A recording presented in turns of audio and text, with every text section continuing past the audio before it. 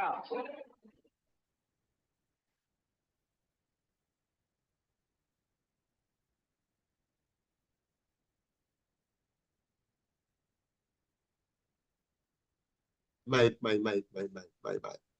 Hello, good afternoon to each and everyone. Good afternoon to you, Brother John.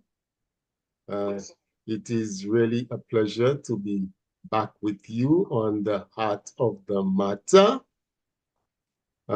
It is back to be back with you on Gem FM, actually, and to be doing this session, the Heart of the Matter, which essentially this is the ninth edition of the Heart of the Matter, and I am your host, Raphael Paul Pablo, well, Theophilus Raphael Paul Pablo, and I'm here with you on the Gem FM platform. You know, Brother John continues to demonstrate his commitment to uplifting the mindset of our people, you know, through this media platform. And you, our viewers and listeners, I'm happy that you continue to join us, taking time off your busy schedule. I encourage you to like our page, like the Gem FM page, like the Heart of the Matter program. Share it around so that more people can be privy to what is being discussed here. Because you see, the content that is shared on Gem FM and the content that is shared as part of the Heart of the Matter program is not the typical content that you get with most other programs. As you know, there's a lot of trivia that's being shared. You just go on Facebook and you will see the things that's getting hundreds of thousands of likes, the things that's getting millions and tens of millions of likes. Not content that is uplifting, but content of just trivia, as I call it. And if most of what we consume is trivia, then we shall be developing a trivial society, a trivial mindset, a trivial people, because the things that you consume is what makes you who you are. So our content is intended to edify and enlighten and to address various matters of significance. That's why our guests usually come from a wide variety of backgrounds. And as I've said before, I'm not an expert on anything, but I'm just one of those very opinionated Grenadians. Yes. And I am of the opinion that given the fact that trivia pervades this media environment, Raphael Paul, Theophilus Raphael Paul, I am entitled to add my voice and share my perspectives on matters of consequence, matters of significance to the discourse relating to our governance and the development agenda. Now, in addition to that, regional and international affairs also direct my interest, especially our place as people of African origin and Africans in general in the human story. And it is against this background that I have with me this afternoon a gentleman of African origin, a man what born there. And I'm going to allow him to introduce himself to you. He is a young man. I'm close to 3 times his age, actually. And it's a colleague of mine that introduced me to him because he's very much involved in the whole Pan-African concept. And he's doing significant work out there on social media and elsewhere. So I'll allow him to tell you his name and to tell you which country in Africa he originates from, and to give you a little background about himself. So at this point in time, I say a pleasant welcome to our brother from Africa. Good afternoon, bro. Good afternoon, comrade. Yes. And can you tell us your name, which country in Africa you are from, and give us just a little background about yourself? Okay, thank you very much. My name is Comrade Pidgin Odimwengu. Born in Africa, of course, in a colonial territory called Kenya. It's still colonial because it still holds the name of the territory. I am around 28 years old. Of course, born from most of the peasant families, raised in multinational tea farm companies that are actually land that was looted by the West during their periods. A company called Finlays, which we know originate from the UK. So my parents were tea pluckers in that company, and that's or tea pickers, and that's where I was raised for my primary education. Did my secondary education back to my home county. We call it a county here called Homa Bay, and then proceeded to the University of Embu, where I studied Bachelor of Education Arts, and I also served as the Secretary General of the Student Union. After that, I joined the national level, where I started by founding a political party called Accountability and Transparency Party. Irrespective of the challenges, we have not completely finished the registration of the party that will advocate for accountability and transparency in governance. But above all, I also became a presidential aspirant in 2022 election in Kenya here, where I presented myself to be the next president of this country. And I actually was disqualified just on some few technical requirements that were put in place. So I was not able to be on the ballot. Above all, I'm also a member and a co-chair of the Conscientism, Philosophy and Ideological Study Group. And I'm also a member of Global Africa Congress that's pushing for reparatory justice for our freedom fighters, the Mau Maus and other freedom fighters, and also reparations for what they did during the slavery and colonialism. So that's in a nutshell where I am. That is in a nutshell where you are. Now, tell us a little bit more about your aspiration or your effort with regards participating in the presidential election, and what would have caused your name not to be on the ballot?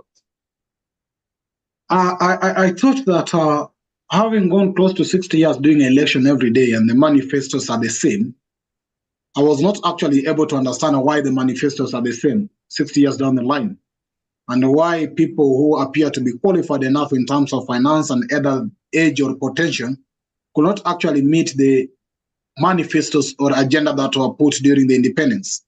So I thought that maybe it's because they are not concerned or actually clearly affected.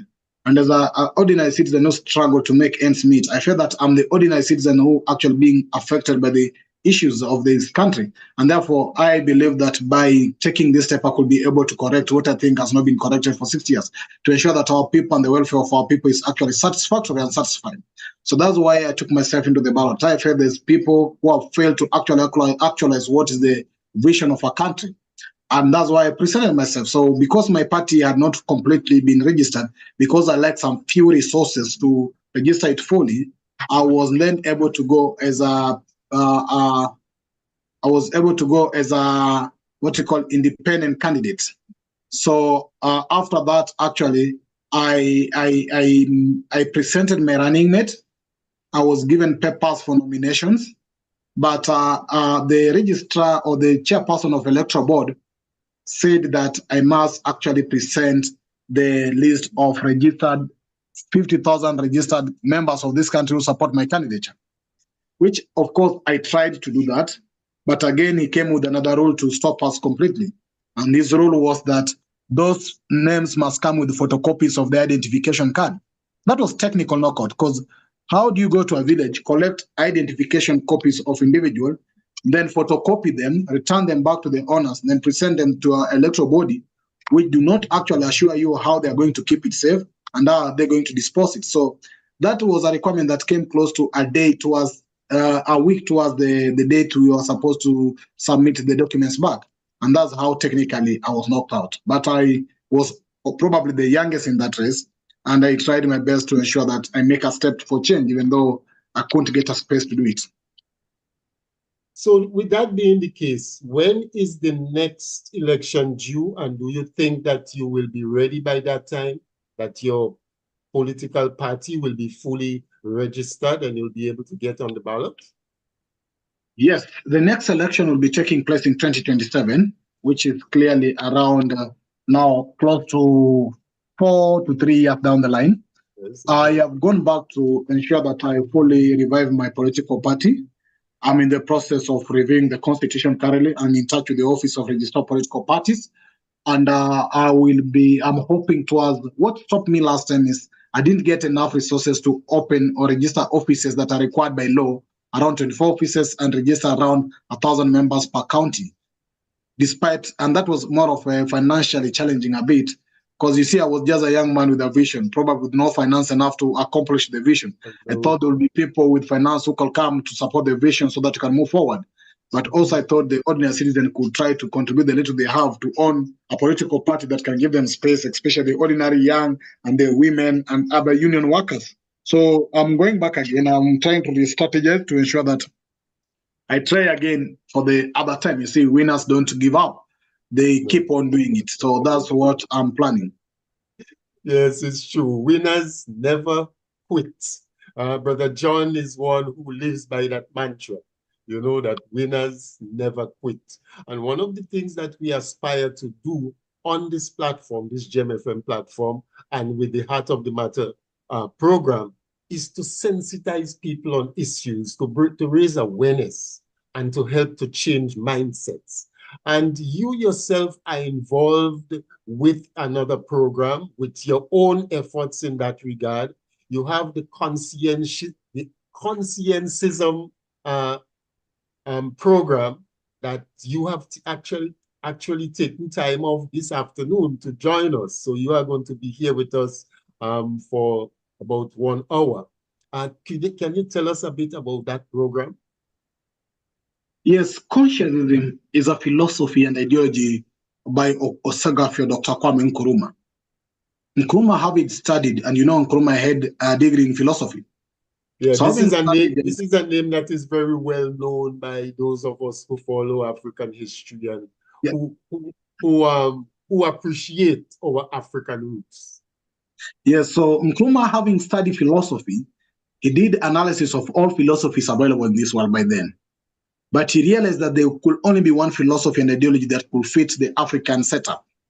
And that philosophy, he called it conscientism or conscientism. And then he wrote a book called Conscientism or Conscientism.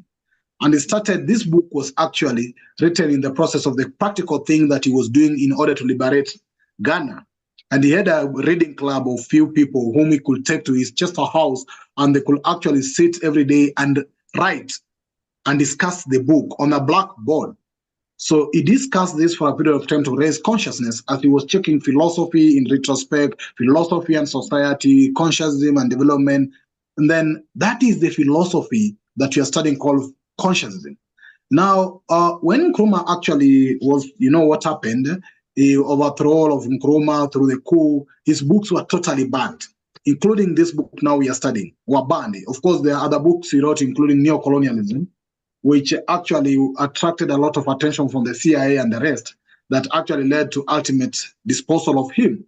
But all along, we get that I met in 2022, towards my election, towards my aspiration of being a president, I was introduced to a group of very progressive Pan-Africans, who actually some live in diaspora in UK.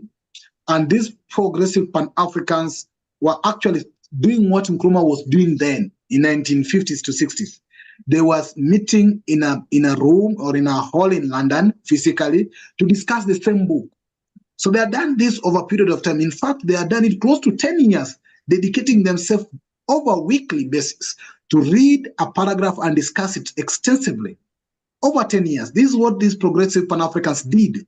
just in order to understand a philosophy and an ideology that can be the tool towards the liberation, unification, and development of Africa. So when I was introduced in 2022, actually, I joined their WhatsApp group, and I got interested in learning this as a progressive leader. I realized that it's very important for me to equip myself with a philosophy and ideology. So we then moved to, we were meeting in what you call, we were doing it on it was not on Zoom by then. So we kept on meeting virtually, then on a Microsoft Teams. That's where we were meeting.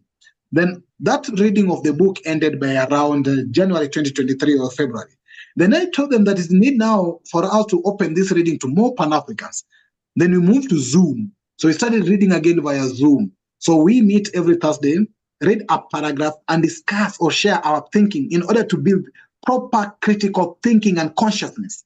And we've been doing this since May last year. Up to date is when we are actually finishing the first chapter, which is 30 pages. And you can tell now, if you could take 6 months to do or 7 months to do only 30 pages, you can tell how extensive is that reading and discussion every week. So this is what you've been doing actually to help and build consciousness. And we are open enough for Pan-Africans to actually understand that in order to carry out our objectives in Pan-African field, we need a right philosophy and a right ideology. And if you can have that common philosophy and common ideology, then you can have common direction towards achieving and implementing our vision. Well, I had the occasion to join one of these sessions, and I can tell you I found it to be rather deep. And it was really seeing a side of Kwame Nkrumah that many of us are not privy to. Because when we think of Kwame Nkrumah, we think about Kwame Nkrumah, that politician, you know, and not that person who have that depth in terms of the consciousness that you're speaking about. With that being said, Kwame Nkrumah is considered to be one of the paramount Pan-Africanists. When we hear the term Pan-African, what are we supposed to understand by that? Thank you for that. Pan-Africanism is more of like a movement that seeks to unify Africa and its diaspora. Of course, it has a long history. It dates back to around 18th century, and it continues to be relevant up to date. So we actually have to look at Pan-Africanism from even the origin. So the word Pan-Africanism was actually first coined by the same Jamaican lawyer and writer. He was called Henry Sylvester Williams in the 18th century. And that early Pan-Africanism actually focused on resistance to slavery and colonialism, you see? And the Pan-Africanism was also influenced heavily by the Haitian Revolution, which demonstrated the power of Black resistance. So you can actually realize this, that it was actually root deep, and it had the aspect of unification of Africans, you see? And this is where we get the key aspect towards the Pan-Africanism itself. Okay. So with that being said, who are some of the more well-known Pan-Africanists that we can turn to, that we can explore in order to help to sensitize our people about the history of Pan-Africanism and those who would have contributed to that effort over the years? Thank you for that. Indeed, there are so many people who are involved with Pan-Africanism, but there are people whose actually opinions or names cannot disappear when you talk about Pan-Africanism. As I've said, we talk about, of course, Henry Sylvester, who actually coined this aspect of Pan-Africanism. But beyond that, we'll have to look to other people like Webb Du Bois. You have to look for other people like Marcus Garvey. And you have to go extra mile even to look now at the efforts of Kwame Nkrumah. We look at the efforts of course, other people attending various Pan-African forums, you see.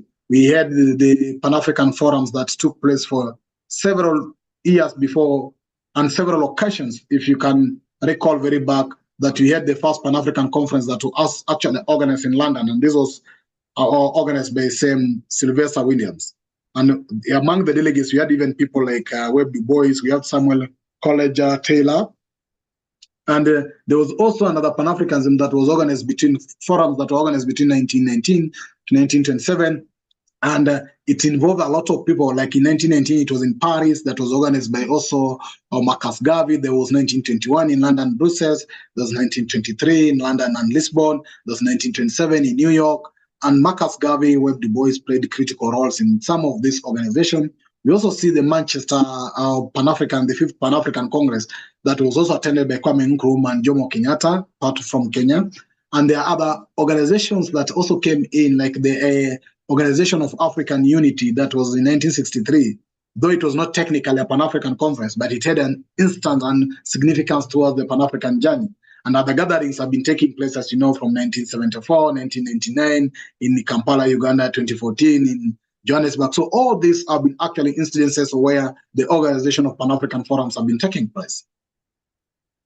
So we see a number of young Africans are now stepping up and participating in the effort for the liberation of Africa and for a much more cohesive collaboration with Africans in the diaspora.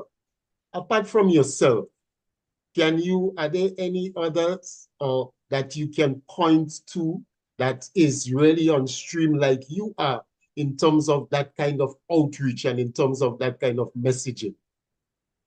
Permit me to actually recognize that our elders, of course, the older generation a bit, have pushed this struggle for Pan-Africanism for long. Right. And actually, they have done a lot. They have gone through a lot of experience. Some might be covered with failures in their processes. Some might be disappointed in the processes. Some might actually given up in the processes. But actually, the struggle has not been effectively transferred to the younger generation in active push for this. But we see actually still other proactive Pan-Africans like Professor Lumumba. We see likes of Malema. We see Arikana. People are moving around to still revive the spirit of Pan-Africanism. And the younger generation, especially my age, have been missing a bit. Or even if they are advocating this, probably they haven't got enough publicity to actually appreciate the work they are doing.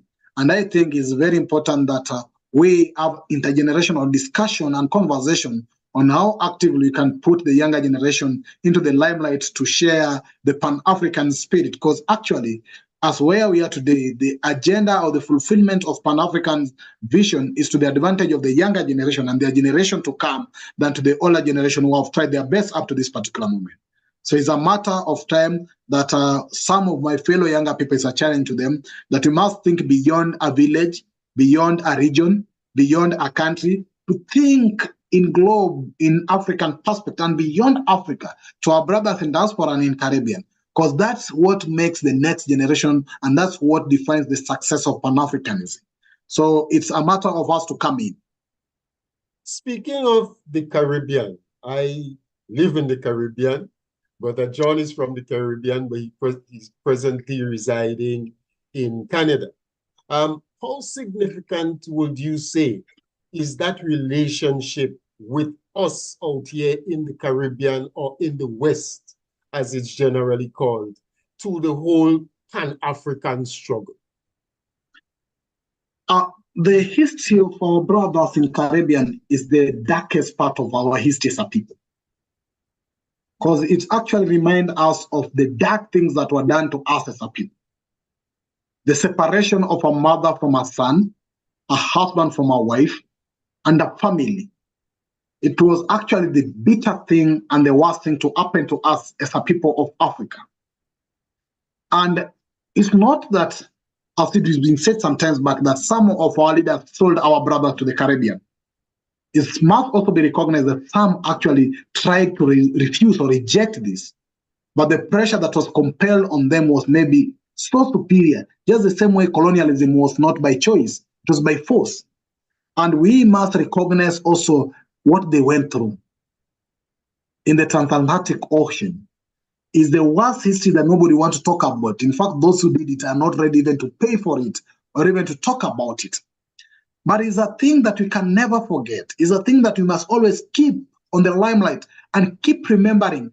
Lest we forget, we might go back to the same. And therefore, it is Our relationship with the Caribbean is a very powerful tool and a powerful history that must judge our present and the future as a people. And that we must actually extend our brotherhood and our hand to the Caribbean. I know that some people in the Caribbean who don't still feel like they are Africans. In fact, you are Africa because Africa is born in you, not because where you are, and this is what Nkrumah said. So irrespective of where you are, the same way in Canada, you are an Africa. And no matter how cool and sweet the Caribbean appears to be, you have a right to come back home. It was never home in the first place. It's a home away from home. But the Africa must accept to bring you back home, and you must be ready to come home. And the African governments and the people of Africa must extend the welcoming hand to our brothers in the Caribbean if they so wish to repatriate back to Africa. But even if they stay away, it's still our responsibility to take care of our lost brothers who went away, because we cannot forget that we are no longer brothers because they're away. So it's reminders, and you see when I talk of the history of Pan-Africanism greatly affected by or inspired by the Haitian revolution. And we know very well that those who fought the Haitian revolutions are the people, first of all, fought the independence for US. The civil war in the United States that actually led to independence of US was the contribution of the black people. That US state where it is a black people making. And it's the same inspiration that went back to Haiti and the Caribbean that then inspired the total revolution. It proved for the first time in early 1980s and early 1800 that the African could overpower the white man, that the African could fight and win a war. And therefore, the history of the Caribbean inspired even the fight for independence in Africa. And it continued to inspire and remind us of what we did. We remember the stories and the history of the Maroons and what they did in the Caribbean. So actually what I can say is that we must extend our brotherhood in terms of, one, welcoming our brothers from the Caribbean back to Africa, stand in solidarity with them in case of any emergency and any war, share our culture and share our experience together, and know that we are children of the same mother, just in the different setups. Yes, so we are admonished to never forget the Jewish Holocaust. But anytime we speak about the African Holocaust, we are dismissed and being told that, oh, it's time to forget that, it's time to move on. And while the Jewish people, their generations, have been receiving reparations, the conversation of reparation is avoided. We haven't even had an official apology up to this point in time. All they do is express sentiments of, oh, we are sorry that it happened, but it's time to really let it go. How do you really see the state of affairs with regards the present crop of African leaders and their sentiments towards the whole Pan-African movement? Permit me to say that we don't need the apology. We need justice, and apology is not justice. Okay. Can they wake up our brothers that they threw on the Atlantic Ocean to apologize for them? Just apologize, and they feel that those our brothers will be satisfied with that. In fact, even payment is not enough because there's no price for life and blood that is shed. In fact, payment is the minimum that they can do, not the maximum they can do. It's the minimum they can do. And we demand it. You see what they put on Haiti to pay for colonialism. And they justified why they should pay for colonialism. And they don't have any shame or any integrity to pay for the debt they caused to us. They developed their countries. And in fact, the wealth of their countries is our product of our resources, our product of our labor, and our product of our sacrifices. And therefore, I think it is honorable enough to them who call themselves so civilized to do what civilization means, or to be a gentleman is, just pay for it. Because that is the minimum we demand. It's not apology. But that must also ring to their mind that it's not enough. If we were to do that to them, you know what they did during the Marshall Plan, the World War II, the Marshall Plan? If they had the audacity to do the Marshall Plan and repair what they destroyed, are we not human being enough deserving reparations? And these are questions that must go deep to them, and they must understand that actually our ancestors are crying for reparations, and they must do that to us. In regard to Pan-Africanism in the continent today, I must say that the current crop of leaders, the so-called presidents and top leadership officials in the governments today, are not actually progressive or radical Pan-Africans as they were those who founded the African independence. The likes of Amilcar Cabral, or the likes of Patrice Lumumba, the likes of even Frank Fanon, the likes of Kwame Nkrumah, even the likes of somehow or Nelson Mandela somehow, and the likes of so many other people, the Sobukwe and the rest. They were proactive and progressive Pan-Africans. But the spirit of Pan-Africanism has been diminishing among the politicians as we are coming up with new crops of so-called Pan-Africans. And today we are having the liberal and conservative Pan-Africans who tend or appear to be occupying spaces of leadership, whose interest is only themselves or their family. And therefore, the true action and spirit of Pan-Africanism is disappearing in the leadership of Africa. And we must also allude this to the interference of the Western countries who are actually afraid of Pan-Africans or progressive Pan-Africans into political leadership in Africa. We have seen what they have done in terms of assassination to those who became proactive. And now we have lukewarm, we can call them puppets or stooges of the West, who are actually afraid of the work and this vision of Pan-Africanism, which is unity of Africa. And even African Union having been formed. But they just let you know that I did an application to be the next chairperson of African Union Commission.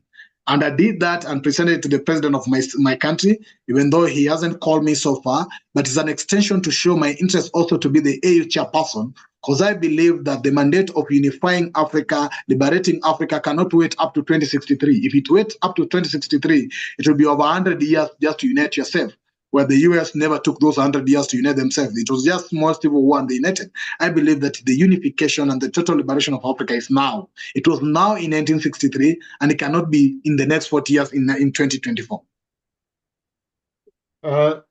Brother, okay, I was just going to bring Brother John in, but he seemed to have left his seat. Well, that's being the case. Where do you see and what kind of what do you think is needed presently in order to solidify and to enhance the relationship between the African, the Pan-Africanists on the African continent and those in the West? We need more of Pan-African conferences, the same way the Pan-African conferences took place in those early ages, so that we can continue discussing the affairs of Africa. We need serious progressive Pan-African conferences. We need a roadmap as a people. We need to reignite and review the challenges and the progress we've made so far in order to act with clarity to achieve the vision of Pan-Africanism. Remember what MacArthur Mosiah Garvey said, that back to Africa and Africa for Africans. And this was echoed in the 1957 All Pan-African Progressive Conference that took place, the first Pan-African conference to take place in the soil of Africa in Ghana, that actually reiterated the same sentiments, you see. And I think that there's been silence and there's been less communication between the continent and the Caribbean. And now we've been seeing this interaction coming more and more. And therefore, we need to encourage more of this conversation. We need to encourage more forums and conferences, but we need also to act as a people. The continent belongs to the people, not the few leaders. It's the people. Pan-Africanism is the spirit of the people, and it's upon the people, and the revolution must lie on the masses, not on the few leaders. It's the masses that must dictate this, and that's why the first important thing, there need to be a lot of consciousness and awareness between the masses to embrace and actually to come about to speak about unity and Pan-Africanism and to advance our shared aspiration as a people so that we can actually achieve what's ahead of us. You mentioned Haiti a while ago and its significance to the whole emancipation movement. What's your take on what is presently happening in Haiti? What do you think is actually responsible for that level of chaos? And do you believe that there is some outside influences driving what is happening in Haiti? There has always been outside influence, not only in Haiti, even in Africa. Because you can't tell me our people hate each other so much that they can fight and kill each other. But there are people who are actually ready to divide us. And you see, that's why our balkanization into small countries is not for the benefit of Africans, it's for the benefit of the West. And they benefit a lot, and we know them, call them the US and the rest. We know their interests, and I think they're also shameful. They have never accepted the defeat by the Haitians during the early 1800s. And they're trying still to come back to show that they're so more superior than that, what happened. But they should be reminded that the Haitians who fought the independence war, the revolution, are not dead. They might be dead, but their spirit is not dead. And the best we must also realize as the people, whether the so-called gang leaders, who are actually to me are people who are trying to save their nation, they must realize that they should not actually kill their people in order to send a message to the colonial master. They must embrace and activate the solidarity. Even though we know that there are some few within us who actually vote and serve the West, but those also who serve the West must also realize that it's never to the interest of their people. You must always side with your people. No matter what it takes, you must always die with your people and not sell your people. So I actually call for a peace in Caribbean, and not only in Haiti, in Congo is going on, in Sudan is going on, in Cameroon is going on. And you know who sells the guns and who manufacture the guns. I'm not sure if there's any gun manufacturing plant in Haiti. I'm not sure if there's any in Congo. And they are not fighting with machetes, they are fighting with guns. So who is the owner of the gun and who is selling the gun? And therefore we must follow the gun from the source. And that actually tells you who is interested in the war. Is the owner who want to do business with our lives? And that must be conscious enough to people who want to use gun to kill ourselves or kill each other. That's not to the interest of us. So that is what I can say clearly, that really the forces, external forces are seen already.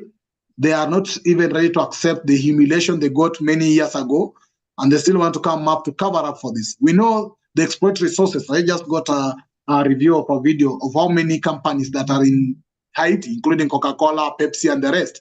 So what are they doing there? And who are the owners? Yeah, who are the owners? And if the Haiti is poor and the Haiti is not peaceful, why are they staying there in the first place?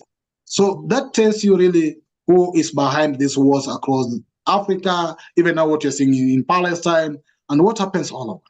We know them, and they have a good history.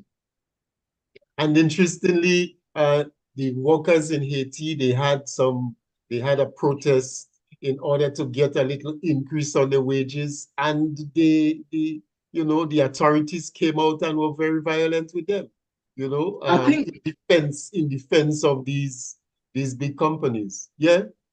I think that should also be a message that must be sent to our military officers and police officers. Mm-hmm. I know majority of them are trained by the West, but they must realize that their duty is to protect a country. And that's why when some of them intervene, maybe when a country is going wrong, like what Burkina Faso does or did, is actually to interest of protecting a country, not protecting a president. A police officer is to protect the nation, not a president. And therefore, they need to intervene in the protection of a country, not against the people. No matter how much they are paid, they must also be conscious enough that there are people like us, and they must not actually use the few power they have and the ammunition they have to actually kill our fellow brothers and sisters. We are one people. We cannot afford to kill each other. There's a lot of threats we are facing as Black people out there, and we cannot afford to be enemies of each other and kill each other. So the police officers must be conscious enough to use the tool they have in hand to liberate us, not actually to kill us. Okay, well, I know that you have a limited time here with us, and I want to bring Brother John in on the conversation because I know he must be itching to make a contribution here this afternoon. Brother John.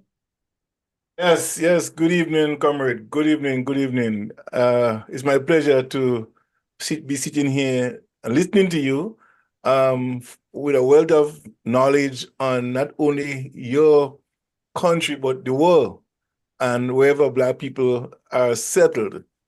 It's interesting to know that you are very much aware of our Caribbean country, Haiti, and what is going on there. My question, though, are you willing to galvanize a collective group of people around the world in a different part of the diaspora to help as Kwame Nkrumah was helped by C.R. James and the rest to put and to create the independence for Ghana, are you willing to go that length again, as C.R. James and Ulrich Cross and all the other companies have gone before you? I'm willing even to go an extra mile to repair the Africa. That's why I even applied to be the chair commission of African Union, because many people have said it's been a toothless bulldog. But I understand why it has been that. And that doesn't mean that we cannot attempt to change, because everything is always impossible until you attempt it. But when you attempt to make a change, it becomes possible. So yes, we are willing to take very progressive and call upon Pan-Africans who are willing also to galvanize, to call for total liberation of us as a people, whether in the continent or outside of the continent. We have actually never achieved liberation. We are trying to move away from this, because liberation means total freedom and total non-interference on your affairs. But tell me, why are we not interfered?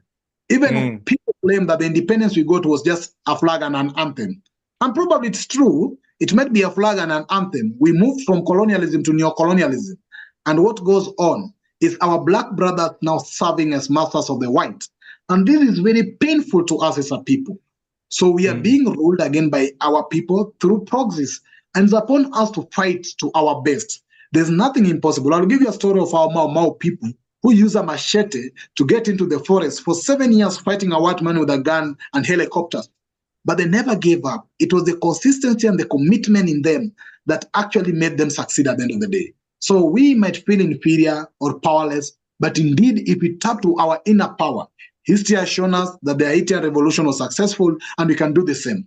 Yes, I agree. And I think that one of the things that we have to consciously do is to maintain the struggle, to continue to fight, continue to reject the neocolonialism effort to keep us colonialized through our leaders. And you make mention earlier on that the effort that is made by the previous leaders, like Nkrumah and others like him, they have been short-lived. They assassinated them because they'll be more progressive and bring benefits for their people. In recent time, we have Burkina Faso and others right now are trying their best to bring normalcy and to bring a level of patriotism and economic development to the people that they don't serve. And we see that the US and France are engaged in destabilization efforts, even to go call them crazy. How is your organization willing to help step up and stand in the gap to defend Burkina Faso through your method of operation? You see, it was Bob Marley or Lucky Dube who talk about the emancipation of the mind. Emancipate yourself from the mental slavery.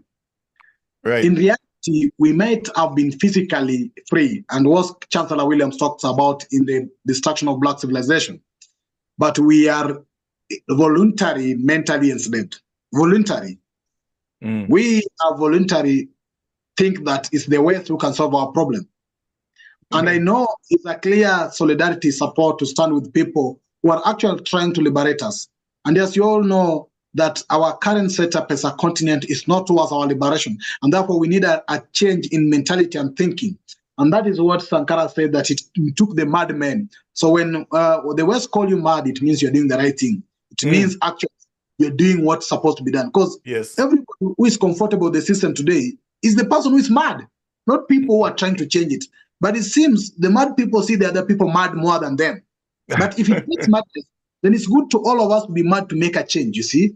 So what I say that we stand in solidarity with them, and we're looking forward to Africans to join and have an honest conversation. And I think the current leaders of Africa or African Union should actually now have an honest conversation. This is not the first coup in Africa. There has been either reactionary coups or progressive coups. But the question is, why coups? Why coups? That should be the question. And if there is a missing up why people take to coup, then why don't you address the problem? Because actually coups are just symptoms of a problem. And what now the Niger is doing by actually getting off the what you call the continuation for colonization path by the French. And you see, how can people be comfortable with that document? That's a total exploitation, and we call it shared wickedness. How can French control your resources, your money, and everything else? And people have been comfortable with this for over 50 years.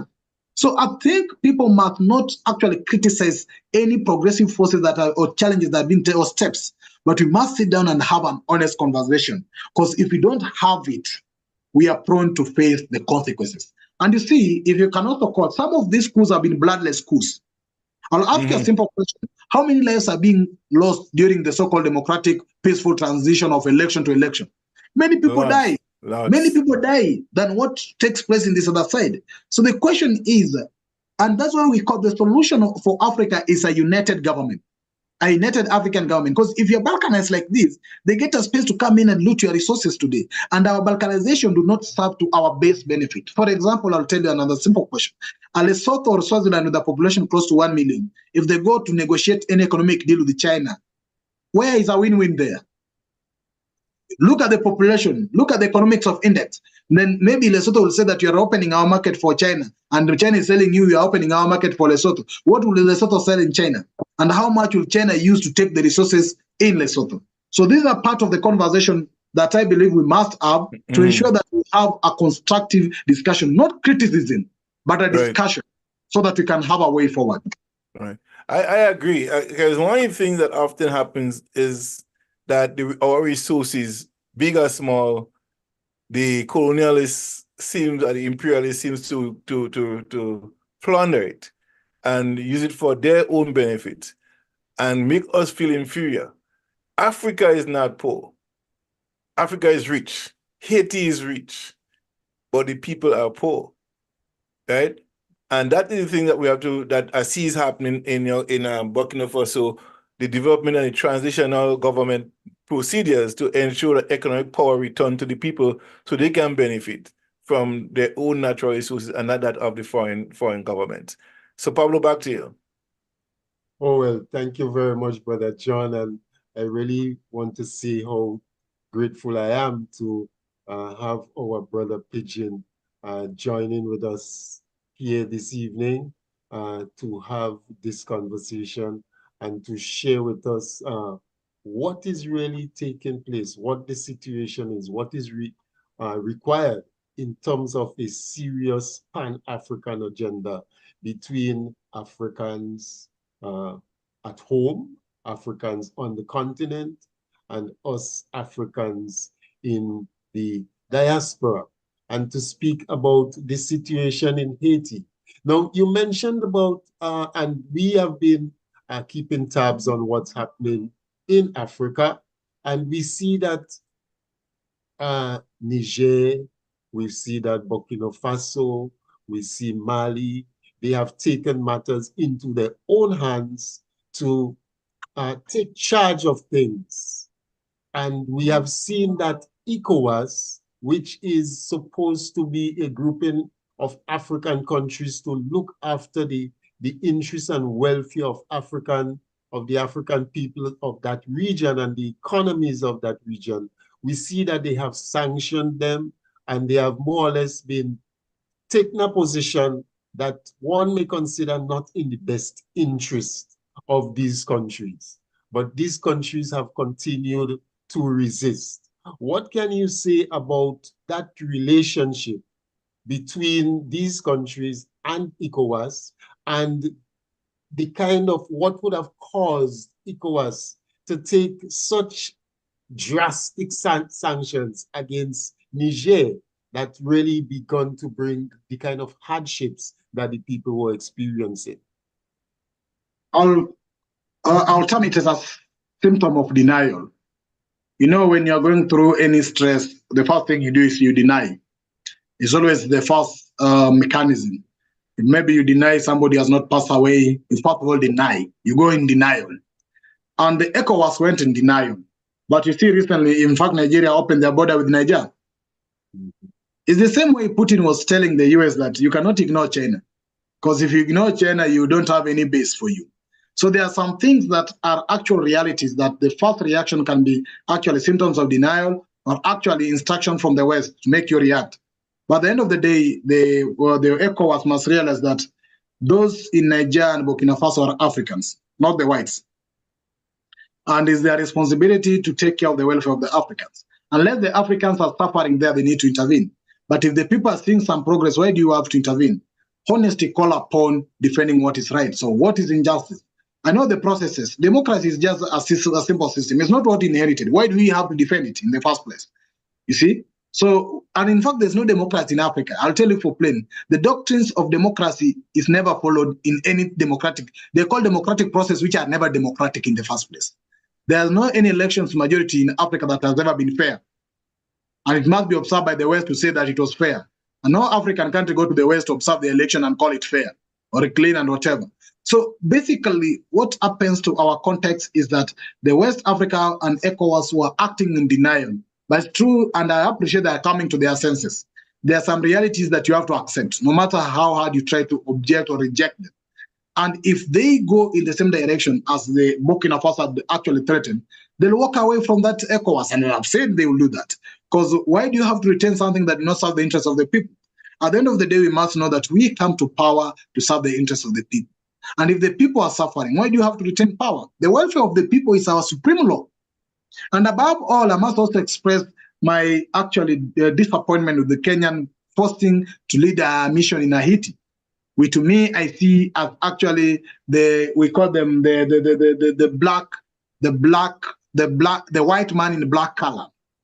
And we know that there's been weaknesses and so many talks that have been talked about my president in Kenya, which we are actually clear of is true.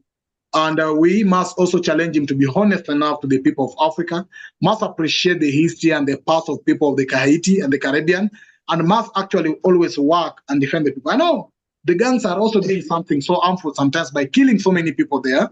And actually, that's why I said that they must also be conscious that it's not the people who are their enemy. The enemy is outside there. They should stop killing their people. They must face the enemy outside there, you see? And at the end of the day, I also have to say that, yes, we have to have sober leadership, progressive leadership, honest leadership. But the leadership must be for the people. The West who say democracy is for the people and by the people, why are they here in Africa and interfering with their affairs? Are they the people whom they refine their democracy? So they must give us space actually to practice what is necessary for us and live by ourselves. We must also be, as Africans, understand that our resources are more important. You see, they come for our resources, then you go there to beg for their loans. That is mental slavery. They pick to your resources, they build their companies from your resources. I got access of a research that was done over 101 London listed companies in London Stock Exchange that operate in Africa, and they are controlling up to $1.1 trillion minerals in Africa, and they have mining rights. So our minerals are being mined by the West, and we go to their companies to work for them. Why don't you take over the minerals and they go away, wait for our resources? But now they are controlling our mineral, pay us poor wages, employ our young people in our soil, while we go out there to beg for loans and maybe spend hours. I'm not against the people who pray, but spend hours from Monday to Sunday praying God to help us while we leave our resources for them to exploit. That's total madness. And in fact, that's why I say they are the mad people, not us who are trying to change. Because there's no way manners will come from heaven to exploit whatever is below you. And that's why there are war in Africa and war in Haiti. What is their interest is what is below the soil. And they can kill anything above the soil to get what is below the soil. But we are here thinking of what is above the heavens. While the people are concentrating on what is below the soil, we are thinking of what is above the heavens. We are still keeping our riches where the moth cannot reach. No riches at all. What are we keeping for the moths that cannot reach in heaven? While in earth here, everything is being looted and become beggars of our own farm. So this is the mental slavery I'm talking about. And this is the emancipation we must have. We must know that through our wealth, as you sometimes, in our class, we talk of matter. Through the matter, in this case, our soil and our land, we can actually have everything we need. The money, the banks, the vehicles, everything. Our welfare can be proper through our wealth, not through prayers alone, through our wealth. And they lied to us, as you know, the famous story. They gave us the Bible, they told us to close our eyes, and when we closed our eyes, they took the soil and left us with the Bible. A major part of the debate going on in relation to Africa and bringing Africans together African unity across the continent is the borders that the Europeans have left us. What is your perspective on that? And how critical is it to the whole issue of African unity? And what role do you see it playing presently in some of the conflicts that are taking place in Africa? My brother, imagine some people sat somewhere, took a map and drew a line on a map. Then we come out who never sat in that map or sat in that forum to defend a line that was drawn on a map. And now take it far away from a map to reality by building blocks to actually represent the same map. You see, Africa, and if you see even the territory that they drew, they were never actually blocked. They were never fences or walls. But we have taken literally even how to build fences and walls just to show the direction and the distinction. Actually, the Balkanization and what we call the partition of Africa was the biggest attack that we faced. And actually, the solution to all our problems we have is just to go take away those borders in our mind, because majority of these borders are mental. Let's just take away them from our mind and act as a people. Because how do you divide one family plus another family? I'll tell you, and this is the question I put forth. Do you think there's any problem between one community with another community in Africa? But there's a problem between one country and another country in Africa. Why? Because those borders sometimes did not actually consider the resources underneath, and therefore there are less resources in the other side, and there's a struggle of resources. But the people from both sides are one African. So the borders must be actually removed, and that's why we are calling for unification of Africa. We cannot defend borders that we never drew in the first place. And now we are defending to our life and are proud of them. How do you become a proud of something you never drew in the first place? Your ancestor never drew it, your father never drew it, somebody drew it for you, but now you want to defend it more than that. That's the same way I'm always saying that the gospel and the religion was never our making. We practice our spirituality. But today we are killing each other because of religion. I'm a Christian and you're a Muslim. That's bullshit and nonsense. How do you defend something that you never introduced in the first place? It's something that was put on you, and the history of such religion even being imposed on you was through gunshot. But now you want to defend it the same gunshot. That's madness. And that's why the biggest problem we have is actually the mental emancipation, not even the physical emancipation. We are not in chains physically, we're in chains mentally. And we must actually be conscious enough and start having these conscious discussions so that we can actually liberate ourselves. It's very simple. It won't cost any much. It will only cost you to change your attitude and your mind. Simple. So with that being said, before you leave us for the afternoon, because our time is really coming to an end, our hour is almost literally at hand. Considering the fact that most of the north of Africa is Islam and the rest of Africa isn't, you have the issue of the borders, you have the issue of the Francophone versus Anglophone, and so on. How significant do you see these distinctions among Africans as being an inhibition, being a challenge, being a barrier to accomplishing that African unity of which we're speaking? They are a barrier, but we have chosen to make them a barrier. Will they kill us today if we start learning another language apart from their language? And you see, Ngugi wa Thiong'o said in his book, Decolonizing the Mind, the language is a carrier of culture. So the more you practice someone's language, the more you practice their culture. And you embrace their culture at the expense of your culture. Now, in our consciousness class, I am a teacher by profession, and I've dedicated my volunteering time to teach Kiswahili, which I believe has and resonates more with African setup than all other languages.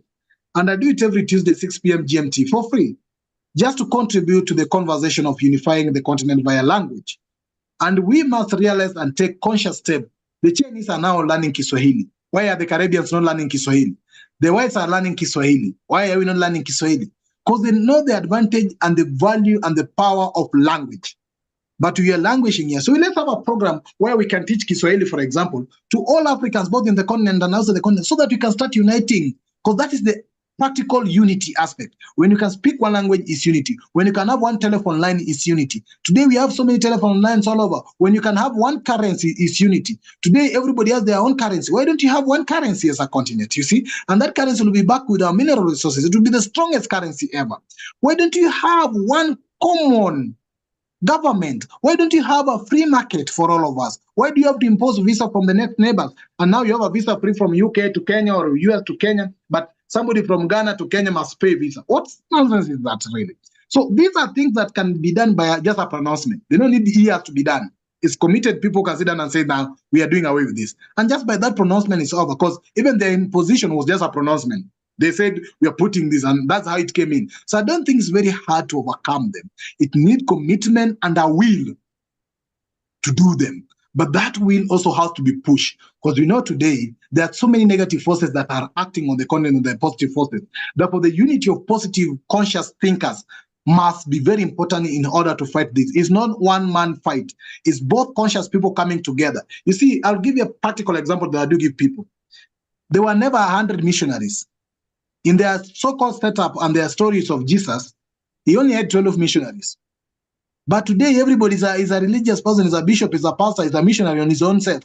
So why do you have to meet so many people to make the change? It only takes few of us to be the missionaries of Pan-African gospel, and the next generation will take it up. We know they are fighting us, trying to assassinate us, but as it was said, you can never kill the spirit. I think it's also another reggae song that said that. You can kill the messenger, but you can never kill the message. So the spirit keep alive, the spirit keep us going, and we'll never give up. No matter what they do, we will never give up. Thank you. Thank you, Pablo. Hey, Brother John. Thank you, Brother. I want to just drop in on one thing he said here. And I think today we had like a similar discussion around the Constitution. Yes? They had their revolution by arms. They take power by arms. They couldn't do it by arms today. But they want us to vote, to have a so-called democratic process to come into power. But when that is being done, they kill our leaders and those who are trying to win the national liberation for the people economically, socially, and politically. They eliminate our leaders one by one, and they were asking us to have democracy. It's just a fact. They're just chatting that to keep us in subjection. I just want to just make that point, because that's what was strengthening what he just said. Because we as a people, we are neo-colonialized mentally. And we discussed this morning about the Constitutional Committee that is apart from just being Grenadian, they have that grouping, that swaying, still have this mental slavery mentality of being the queen, a king council kind of a grouping to maintain the constitution that was given to us. We're not allowed us to be free as we want to be. So the question is still, to those of us, are we free as we want to be? No, really, permit me to come in. The British has an unwritten constitution, the Magna Carta. Yes. Why do they force us to have written one? And the second place, why don't you have just a continental constitution? One constitution for all African, wherever they are, is one law. Why do you have different laws all over? And at the end of the day, why are they interested in our laws? As if we never had laws to govern ourselves in our traditional setup. We had it. We had laws that governed the society, and societies were peaceful. We had laws, and we had the Council of Elders. We had, in fact, they borrowed our judicial and our civilization. They went and copy-pasted it and brought it back to us after destroying ours. They borrowed ours. We are the source of civilization. And they borrowed it, they go copy it, make it in its way, and come back to us. So basically, we must realize how powerful and superior we are, and we must work towards our own affairs. I'll tell you for sure, they know how developed we are, and they know if we are free, there'll be nowhere. So it's to their interest to continue subduing us to where we are, but it's not to our interest to continue actually submitting to that. It's not to our interest. So our interest must come first, and they must realize this. It takes one step, and I'm telling you, they'll give up if we become united and strong enough. But anytime we show some weaknesses, they always tend to continue moving on and moving on. You know, I think if the so-called creation and anything happen, We are blessed to be in a sweet space. And that's why they are pushing us with their family planning. They're pushing us with so many other things. Why are we planning the family? And the continent is so bigger than any other continent across the world. We have a big space here dominated where we can give back to anybody we want, marry everybody we want, and ensure that we still have abundance in our setup. But they want us even to come up with what you call GMOs, that you have maize and products that work in Africa. Their climate cannot support maize and everything else or agriculture. So they have to come with their GMOs to fit to their weather. But why are they forcing us on us? So basically, I'm telling you, where we suffer most today is mental enslavement or mental slavery. And this one will not take sometimes the guns, but it takes the power of the mind. You see, I think Steve Biko is the one who said that the greatest tool in the hand of an oppressor is the mind of the oppressed. True. So it's our mind. That's the greatest tool they have. Yeah. Thank you. Thank you. You're welcome. Yes, bro. Well, as we round up with you for now, and I expect that we are going to have you back sometime as we let you go on to your other program. Any closing words that you want to share with our viewers and listeners? Oh, but I have remembered that I've been invited to attend the UN Permanent Forum for People of African Descent and also the European Minority Parliamentarian Caucus, a conference that will be taking place from 11th in the UN on 11th to 20th. Of course, I'm trying to see how I can mobilize myself to be there.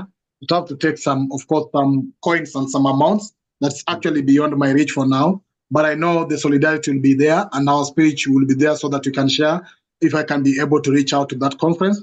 Because the biggest thing I want to put forward is I want to put forward African agenda on the UN table. It's never united if we are not actually, our issues are discussed there. They call it a United Nations, but really, is it united for us? Because our affairs are not actually tabled there. And I want to take issues like reparation to the UN table, not Kenya trying to handle reparations of Mau Mau with another country. I want to take it there. And that's why I'm so interested to ensure that I make it there. And I believe all sources or all well-wishers might come along to make me be there. But beyond that, one thing that I'll actually say is that to my fellow younger people of my age or below my age, we must realize that we are the solution for the continent of Africa. The same way young people have been so engaged in the climate issues, until even at an early age they're planting trees, we must plant the thoughts of Pan-Africanism as early as possible.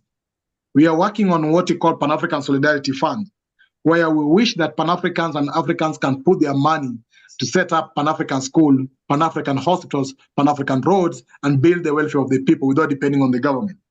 Therefore, it's a time in Pan-African space for synergy. It's not time to build more Pan-African movements. It's time to collaborate and work together so that we can actually speed up the actualization of our vision, which is the unification, liberation, and development of Africa. So I call upon Pan-Africans that this is the year for unification moving forward. And the unification of continent must start with the unification of us Pan-Africans, sitting together the way you've hosted me here, so that we can share thoughts and actions, so that together we can push our African forward. Lastly, I will say as I exit this, that I appreciate your invitation. I'll always come over anytime. And I call upon us to continue having more conversation between the Caribbean and Africa, because we are one. And therefore, it's my plea to all that let's side with Pan-Africanism. Let's do our best when we can, because we only got one life to live. And we can show our ancestors that even during our life, we did this to advance your struggles and your victories. And we will also be appreciating the future generation. It's time to fight for the justice of the past heroes, so that when we are gone, the next generation will fight for our justice. And that's my final plea.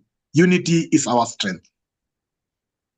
Well, thank you much, Brother Pidgin Odimwengu from Kenya, taking time off to be with us here this afternoon on the Heart of the Matter. And I do look forward to having you here again. So with that, we come to an end with the conversation with our brother from all the way from Kenya. He has to leave us now. He has another session that he's going to, but Brother John and I definitely will be continuing here for a moment. Brother John, if you can just take a break, give us something, something. Yeah, okay. Something let you know, we are discussing our IT in our class that's ongoing today. We are actually looking at the history of Haiti. So our consciousness class has been dedicated today class to discuss Haiti. So we want to know the past of Haiti, the present of Haiti, in order to predict the future. John, hey, Brother John, can we just stay? Can we just stay?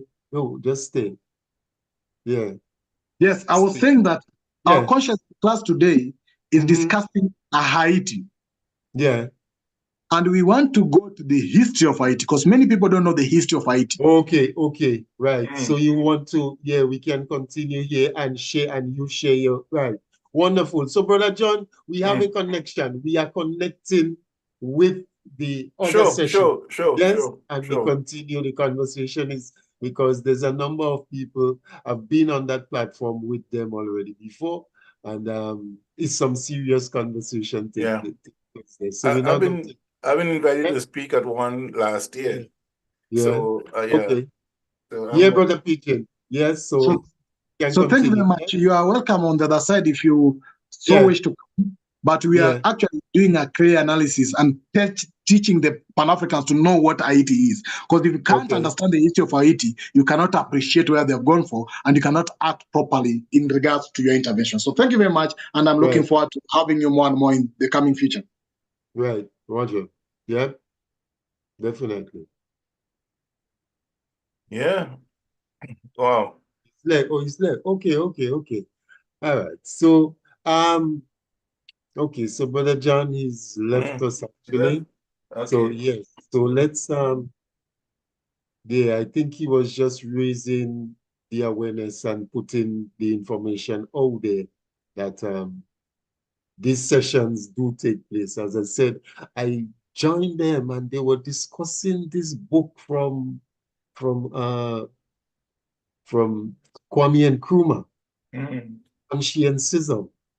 And Brother John, I'm telling you, I was never aware. Yes, I read the autobiography of Kwame Nkrumah and so, but when you read that book from Kwame, I mean, it takes you in a totally different dimension. Yes, as to the kind of individual this guy really, I mean, he had a depth. He was very, apart from being a politician, he was a philosopher. And some of his writings, I mean, you have to dig deep, and it's not that you just read the line or you read the paragraph and you're able to digest it. You have to do the Umar Johnson with it. You know, you have to repeat it and repeat it. Well, that's one of the things before you really get it. Yeah.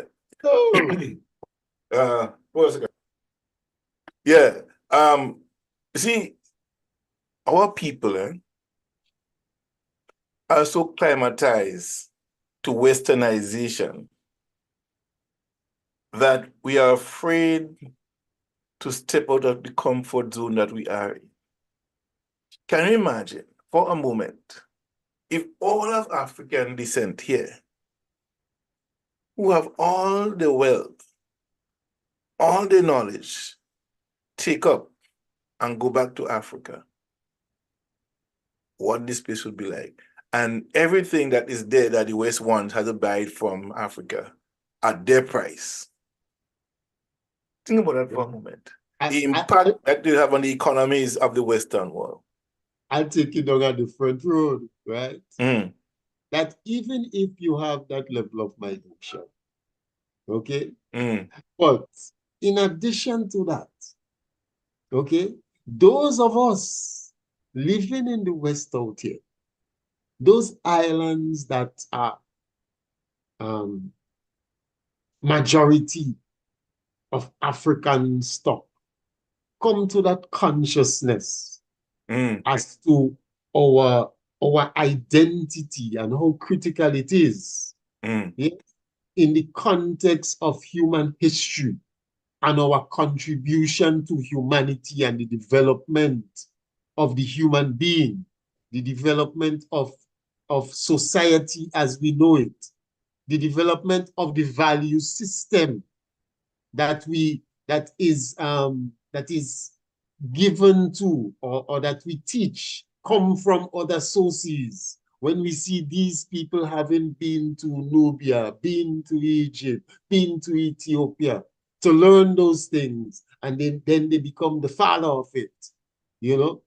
I think, What if we were to, because while Marcus Garvey, he put the Black Starliner together, the Black Starliner wasn't just or essentially to bring about the migrations of African, but it was, on the other hand, to create a trade between Africans in the West and Africans, so not everybody may necessarily choose, to live and take up residence. Yes, you may visit, you may move back and forth.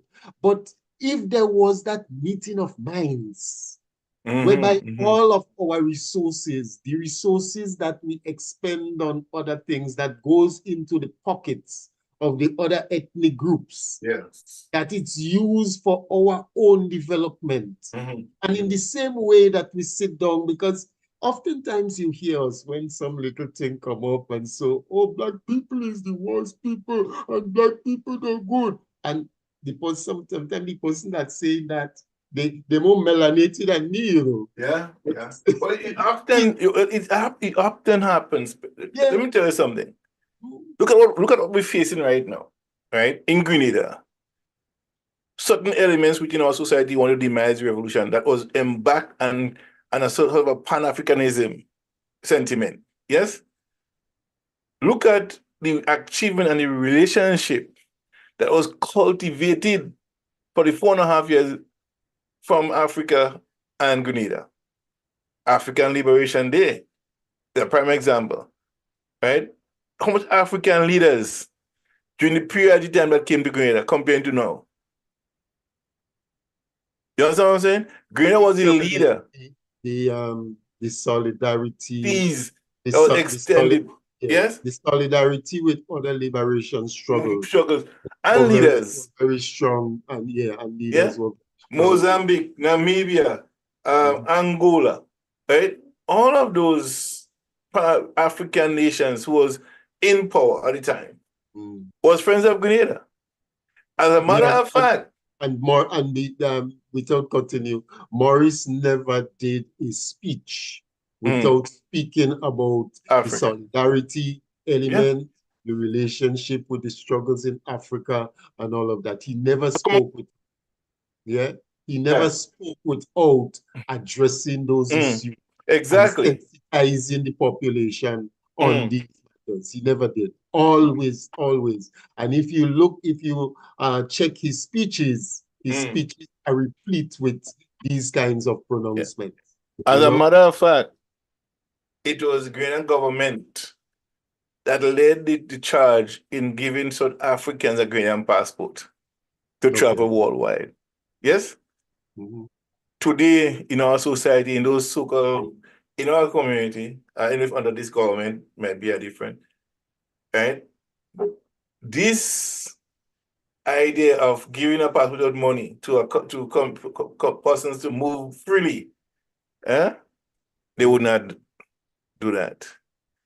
We have to go back to a place where we embrace Africa as our native land, right? We are indigenous. Our mother country. Our mother country. Our indigenousness, if for lack of a better word, is by and large entrenched in African culture and history. Haiti is not poor. The people are made poor and enslaved mentally to be exploited of the natural resources. It is not everybody not going to Haiti because Haiti have water. Yeah? People are going to Haiti because Haiti have a black people. They are going to Haiti because Haiti have a material that the world needs. So everybody, the eagles go. When you see the carcasses, that's where the eagles fly over. Yes. Well, Brother John, without tripping you, as you on that point, I just want to insert this thing here. And Brother Pigeon, he mentioned it. right? And this is something I came across just recently. The fact that you have so many of these big conglomerates have businesses in Haiti. So if Haiti is so poor and Haiti don't have money and so on, why you going there? Listen to me. I have a theory, and people might say, John, you're crazy. You're a conspiracy theorist. But watch this. The earthquake in Haiti always happening on the same place, right? It's the extraction of minerals and the blasting, underground blasting, that they use to extract the minerals from what they want. It's no natural disaster. It's man-made disasters, right? And it's settling around a certain part. I saw a documentary on the other parts of Haiti, where apart from Port-au-Prince, it's nice. People are living peaceful. It's in the city and the area where they want to have. You see them doing in Sierra Leone, right? You see them deal with Hutsi and Tutsi. They're fighting and killing one on one end, and the other end, they dig out the gold and the diamond on the other side. No peace, no war over there. Nice and clean.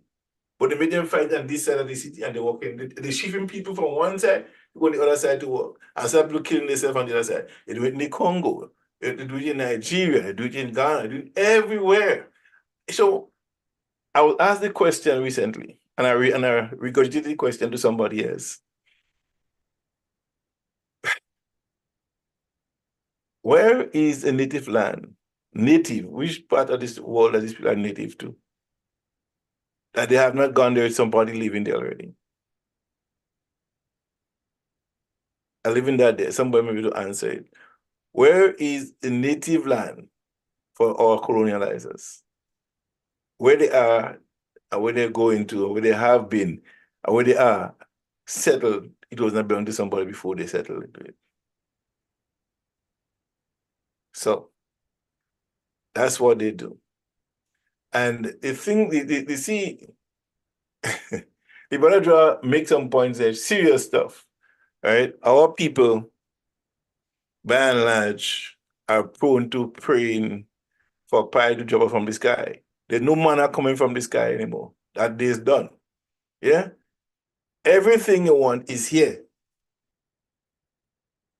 It's here. They believe that in the clouds, manna go fall off from heaven again. It's not going to happen. Whatever you want, you have to write it, make it plain. Bible tells you to write it down, make it plain. Walk it. Plan it. So draft your plan for it. Your actions that will be taken to get it and have it done. Yeah? Everything you want, He's going to give it to you. Our God is in us. Our greatness is in us. Our future is in us. Our success in this life is in God's best interest. Before we was formed in the mother's womb, He knew us. And like any manufacturer of any good product, the performance of that particular product, if it's not being used properly, it will be recalled. And not because it's in your interest, it's in the interest of the manufacturer. So for many of us who think that just reading the manual for the book for the travel car, you could become a driver. Same thing goes for the Bible. Just reading it doesn't ensure you or guarantee you a successful life until you make the application real. It's time for us to get off our knees and start doing something for something to happen. Prayer alone don't work. Faith without work is dead. It is written there, but people still waiting for a handout from above. It's not going to happen. Let us change this mindset. Let us function at a different level. It's not going to happen. So, Pablo. Yeah, Brother John, going back to the pronouncements, some of those pronouncements that we had from arguably the most beloved prime minister that Grenada has had. And I know things like that do rile some people, But in any event, he was beloved by the people, and generally speaking, today up to today, you find that many people they do hold him in high esteem, and I think that's one of the reasons why he has been given pride of place in some regards, alongside with Uncle Yeah. Eric Matthew Gary as being on the commemorative $50 bill for the 50th independence anniversary. And as I said earlier on, he always inserted in his pronouncements, in his speeches, the whole element of solidarity and the issue of our African heritage, the history of the colonial relationship. And I'm certain that he must be turning in his grave now, wherever that may be. Well, I don't think he's been buried up to now, because they have these remains sitting somewhere. We know that the foreigners did take it away. They have it. There is no doubt about it. Those people, those Grenadians, who are still saying to the 17 who went through imprisonment, tell us where the bodies are buried, are being disingenuous, because the evidence is that the bodies were recovered when the Americans came. The bodies were recovered when the Americans came. So always jumping up, and whenever these guys are in any public forum or so, tell us where the bodies are and tell us where they are being disingenuous. And they're not facing the reality of the evidence that has come to the fore. But that is another matter for another occasion. But I remember him speaking in the United States, and he was saying that one of the reasons why America is so concerned about the relationship between Grenada and Blacks in America is the fact that we are both English speaking. Yeah. Remember? Yeah. And therefore we can have a dangerous appeal to 13 million Black people in the United States. In the United States. Yes. You know? Yes. So that, yeah, go ahead. So by virtue of that argument, they know that if the United States, the Black population, ever come to the conclusion, awakening the fact that here our brothers in Grenada, 99% Black, the leadership, 100% Black, they could have that dangerous appeal. They cannot allow it to happen. Yes? So by any means necessary, they would not waste no time to dismantle it. However, our people must ensure that whatever system we have in place again, we can't let it slip to our hands. We have to rally around it to ensure that we continue to get the benefits of what we fought for, what is our entitlement as a people, the freedom to have the things. And any disruptive minority that seeks to derail this process must not be dealt with lightly. Because some of them are agents of the whole colonial masters seeking to destroy. They won't come in until the road is clear by the people on the ground for them. Yes? They have to have an agent on the ground. And they do it in every society, not only in Grenada. Every society, they do it. And you don't want the glamorizing of the US, the French, the Dutch, the Spaniards. We glorify them because we're living in a so-called free society, could do what you want, come when you want, and don't make anyone not really free, as you want to be. All right? These people have also had their revolutions. They kill a lot of people. They imprison thousands of people as well. Then they turn around and they have what they call a Boston Tea Party. It was another bloody Tea Party. And then they make a great bloody fact that in the Caribbean, in the Caribbean. If you speak in French, they make you know that you're better than those that speak English. If you speak in Dutch, they come to you and tell you better than the Grenadians over there. This guy don't know nothing. They waste their time. They go to Haiti and they're telling Haitian, or they telling the Dominican Republic the Haitians are not good people. So what they're doing, Haiti, which is supposed to be Hispaniola, one country, divided in two. Yeah? And they're making these two people fight against each other. Imagine two South Africans on the same island, making them feel that they have to fight each other. Yeah? Trinidad and Grenada close by. As a matter of fact, Tobago, Grenada, and St. Vincent was one country. And if you go back, you'll see the flag of St. Vincent and Grenada was the same. Yes? All of these things I'm saying to say that unless we are free mentally and understand the game that is being played and how we are impacting that game by our participation and that rejection of the schemes that they are using to divide and control us, we will forever be at their mercies, and our leaders will continue to be being killed by those who they set up among us to kill us. Pablo. Yeah, Brother John, because what we saw happen is that in the aftermath, and there's a lot of complaints about this generation or the generations that came after the 1984 period were not aware about what transpired between 1979 to 1983. People were not in the know.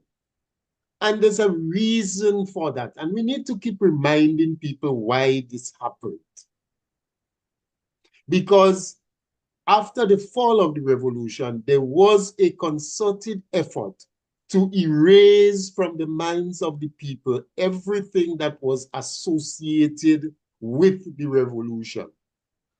Because as someone has said, if it was demonstrated that this little country could be providing free education, free healthcare, free this, free that to its people, and you have big America with all her wealth is unable to do that, that you have so many people in America, you hear the argument all the time, you know, about providing, about healthcare and how much you have to pay for it.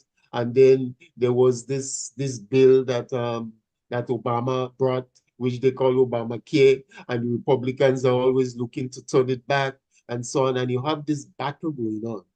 While in Grenada, under the revolutionary government, healthcare was made free, education was made free, and all of these things. And you had other social programs that were of benefit to the people.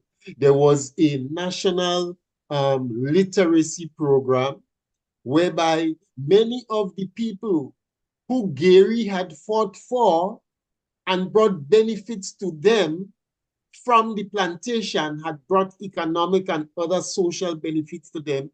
Many of these people were illiterate up to that point in time.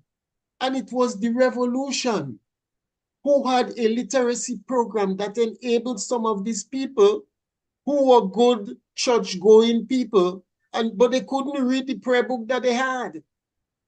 Yeah, many of them were Catholics. Yeah. Follow, it's a fact. They couldn't read the missal that had all of the different the different how do they call it again? That is including me now. But they have I'll get it in a while. I know what you're talking about. They have different periods, and so because each Sunday, represents a particular thing on the Catholic calendar and so on. Yes. People, they go to church, they have the missal, but they can't read the damn thing. Yeah. You know, I witnessed that several times growing up. Evangelicals and so on. Yeah. They can't read the book. Do you know that Jamaica, right? It was through that program that many Mm. of them, and I tell you, I know of such people. Yeah. There was one who used to be one of a secret police. Mm. Bad for Gary, beating up people, and so he shot people, not dead, but you know, so on. Yeah, he used to come wanting to tell people to discuss, and he would come, discuss, you know, and that kind of thing. He was one of those, The beneficiaries. He became one of those detainees. Mm. And as a detainee, Mm-hmm. he was part of the CPE. And when he come out there, he used to have a newspaper proud in his pocket and thing. Reading. Newspaper and thing. And so. He was able to do that until he died. And you see, Pablo, in our domain, in our Grenadian domain, right? When we speak of the March 13th revolution, there are those who will contend that it was not glorious until they speak to somebody who could not have read and write. When in one household, you had 3 children going to study for free, university, abroad, yeah, full scholarship. Hey, Brother John, stick up in there. 3 children from one household going away to study. You know, prior to the revolution, how many island scholarships used to be given? 3. And the first 6 months, 150 students was able to go to Cuba to become doctors. Another set went to East Germany. Some went to China. So think about that for a moment. And there were people contending that it was not glorious. And some of them, the dentists and the doctors that came back, some of those people, families who crying out and said it was not glorious, are benefiting from those doctors today. They didn't study in the United States. They didn't study in Canada. They didn't study in England. They studied in Cuba. And the Cuban is known to have the best medical doctors in the world. Not only that, they have been able to develop medicine that is not given, they have not been given credit for on the world stage. For diabetic medicines, they are the leader in it. Yes? Even with the last COVID vaccine, they developed their own COVID vaccine for their people. Right? So they have the capacity mentally, physically, they have all the resources. Just don't have the freedom to trade as free as they want to be. And they've been able to do that against a blockade from a blockade for 60 years. Yeah. Almost 60 years. Yeah. 63 years, 65 years, 69 years, somewhere there. Yeah. So all of that being said, our people have to come to the understanding of what the revolution in Grenada was about. The mindset behind the leaders, the thinking about becoming a free, conscious thinking nation, that our economic development, alongside our educational transformation mindset, right, would best suit us if we do the things that we need to do for our people to grow and to have better. And yes, and you always say, and we know, there's no perfect person. Yeah, perfection don't exist in human domain. Right? So no perfect individual, no perfect system. The very Jesus said, when they call him perfect, he said, no. Only one that is perfect is God. He's not perfect. He just doing what he was told to do. And he left on his own, he'd have been a mess. You know what I mean? So perfection doesn't exist. What the revolution was trying to do was to bring justice to the society. And justice, not just by the law, but education, food, housing, all of that is not just peace, but justice. If people just say, I don't want no peace, I want justice. If you have justice, Yeah. If you want a just society, if you want peace in society, you must have a just society. Without a just society, there's no peace. So we want equal rights and justice for all. And that's our very motto. States that liberty, justice, and equality for all. That's not our pledge. And a pledge that I will stand and uphold the laws and institutions of my country. But that followed first by, yes, by equal rights and justice for all. If we don't have those things, we will never have a just society. And the basis on which the revolution came about was the failure of equal rights and justice for all. Simple as that. And I say, if they vex, they vex. This is my truth, and I'm sticking to it. I like that one, you know. But I believe, and we saw earlier on when you were having your Caribbean connection earlier today, that comments were being made that period should be dismissed. I think you even mentioned of an article in one of the weekly newspapers that speak to that. Have a problem with the fact that that period is being discussed and taught to and ventilated with children, with students and so. And they have a problem with that. So, I mean, the question then arises as to what are we supposed to do with 1979 to 1983? But what are Grenadians supposed to do? But again, Pablo, this is the disruptive minority that was there too. What are Grenadians supposed to do with it? When you have a problem with that being discussed with the younger folks, what are you saying to me? Pablo, he says there is supposed to be a period in the history of this country to be blocked out.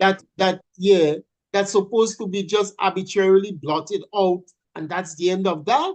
The problem is the fear. The problem is not the erosion.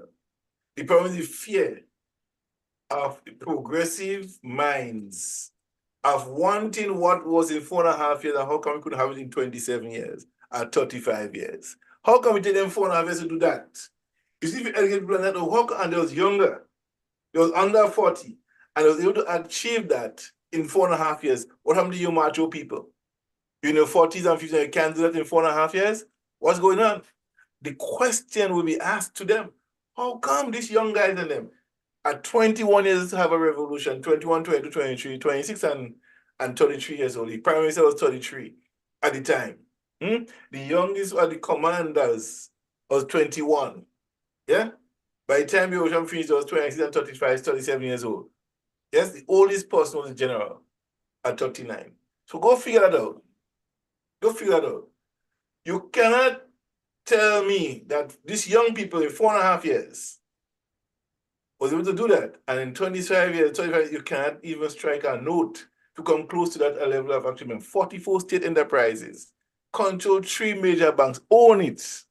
You had a bat around an airline. Grenada had its first airline, making a profit on lease to Liat. With all the experience with Liat, Grenada just collecting money from the plane. And then you're going to sell it. You had an agro industry. You had a Sandino plant. You had an Eastern Main Road project. You had a fishing fleet. Agro industry. Just think of what you had in 4.5 years. The other day I watched a race. And I seen a fast runner trip on herself. And they blaming the person next door to her, so she running too close to her. I think the revolution was running a bit too fast. They was trying to make it happen too quick. And so it seems. But they have delivered in 4.5 years. And an international airport, I forgot to mention that. An international airport was scheduled to open the next year. So all of these things, this is what they're afraid of. That's why they don't want it to be mentioned. Because the fact that they had prisoners, all the prisoners didn't get killed and put in some dungeon somewhere. Yes? They killed more people in the 4.5 years. I mean, apart from the deadly finish. But during the process, they have killed more people in the process. The offensive, they've been on the offensive against the revolution. And when the revolution got the defense by arresting and detaining them. If you can remember, the only person that was outrightly killed by the revolution was Strand Phillip. All the other killings in Grenada were done by the counter-revolutionaries. Montrose, they cut the guy throat, you got his eyes. The bomb in the park killed Bonnet, Lawrence, and Lorraine, and still mine were 100 more. The Lansing family, which they don't want to take and accept blame for, want to pass on to the army, right? But intelligence work no better than that. So all the bloody fight and thing was done by them. A year and about April, March, April, May, June, a year and 3 months, you plant a bomb in the park on Heroes Day to eliminate the leadership of the country. And you're telling me that the revolution wasn't glorious. You make it not glorious by doing the things you did. And so now you're fearful of the educating of people. But family, you know what's interesting about all of that? The interesting thing is this. These same people accepted the British history of colonialization of the Caribbean and Grenada in particular. Some of us teach history in school. That has nothing to do with us, but all about the white man colonization and victimization of Black people around the world, wherever they went. And that was okay to teach in school. They went to classes, they take history, they get A in it in the GCE classes, exams. But when they teach our own history of what happened in our time, they don't want it to be taught because they're fearful. And just as the British and everybody is fearful of us becoming our own, developing our own and having our own and managing our own. That's the fear. That's the fear. Back to you, Pablo. Brother John, it's interesting that you make that point, you know, about the history and teachings of the history. Mm-hmm. Because what has resulted from that is that our people have gotten to the point where we romanticize slavery and the post-slavery period. Because I'm certain many of you, those of you listening out there, that you would recall the mention of the good old days. Many people you hear mention of the good old days. And that is in a context of the kind of relationship that we had among ourselves as a people, the way how we looked after each other, the way how we looked out for each other. Yes? But on the other hand, what was happening? Why did we have Sir Eric Matthew Gairy coming to the fore? It is because within this period of the good old days, these people were living just a stone throw away from the conditions that the shackled slaves were living under. The conditions were just a stone throw away from the working environment and the working arrangements that existed during shackle slavery. So there's nothing romantic and glamorous about that. And that's why the intervention of Gairy, who became Sir Eric Matthew Gairy, was so embraced by the plantation workers.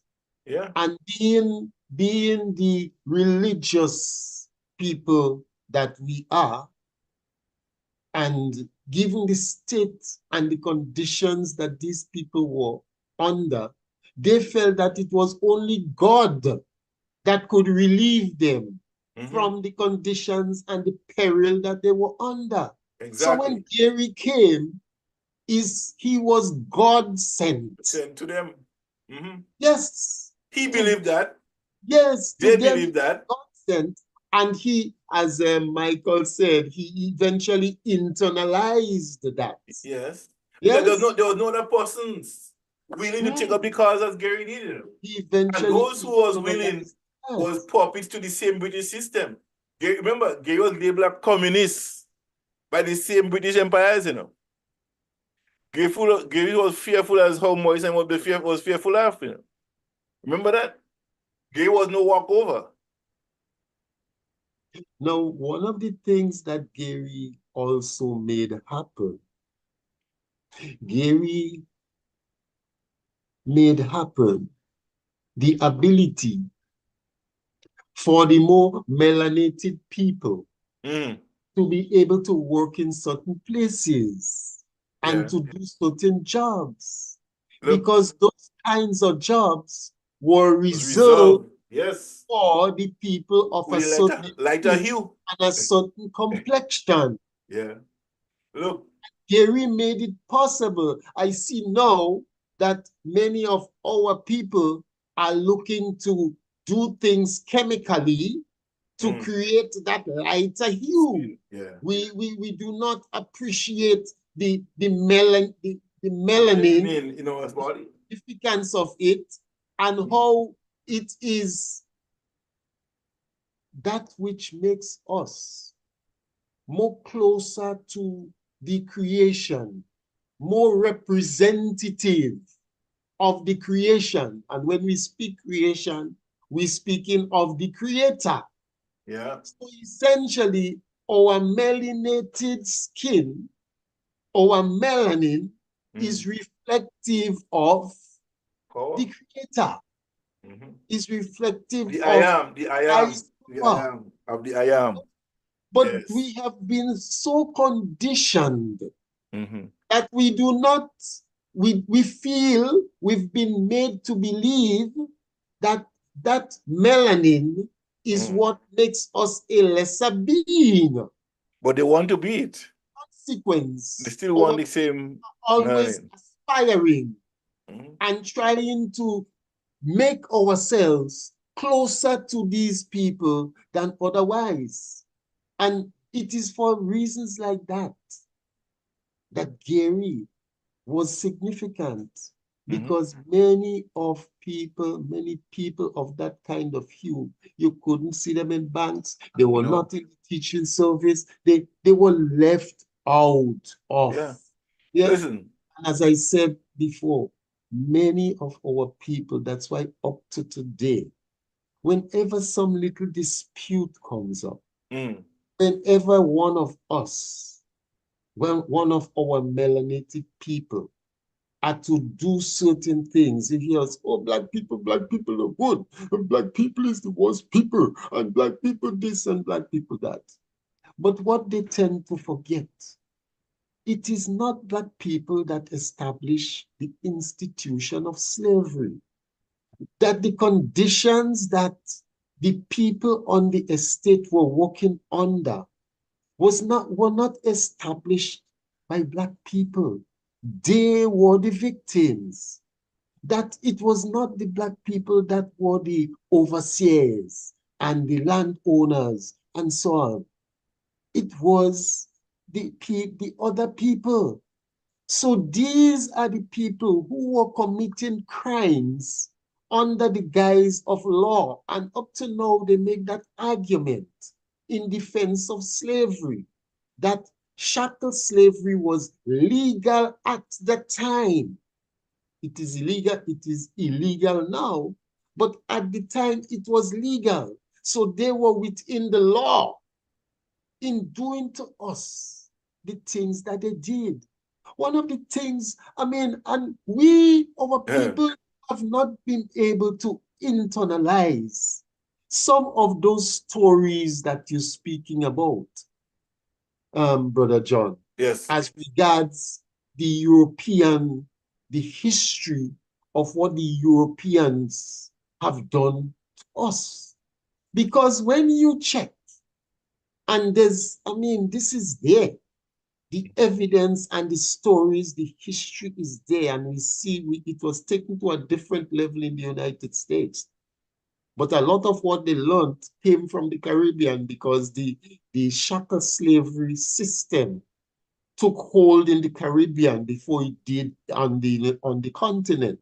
And it was enslavers from the Caribbean that were instrumental in enlightening and teaching those enslavers in the US. Yeah.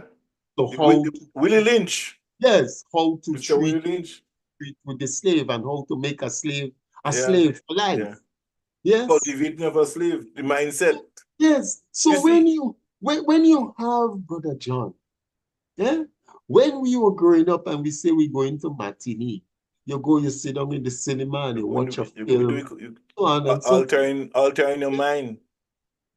But matinee for these people, I mean, could you imagine that families coming out, putting on the best dress on a Sunday afternoon to come out to look at the lynching of some niggers? And I know people right now, it's popular, oh, the N-word and the N-word. Other than that, I don't know what is the restriction with, but Pablo, with really saying, right? Nigger on the radio or what right? Yes, what they call us. Okay. But in any event, Brother John, you had this situation where these families will come out.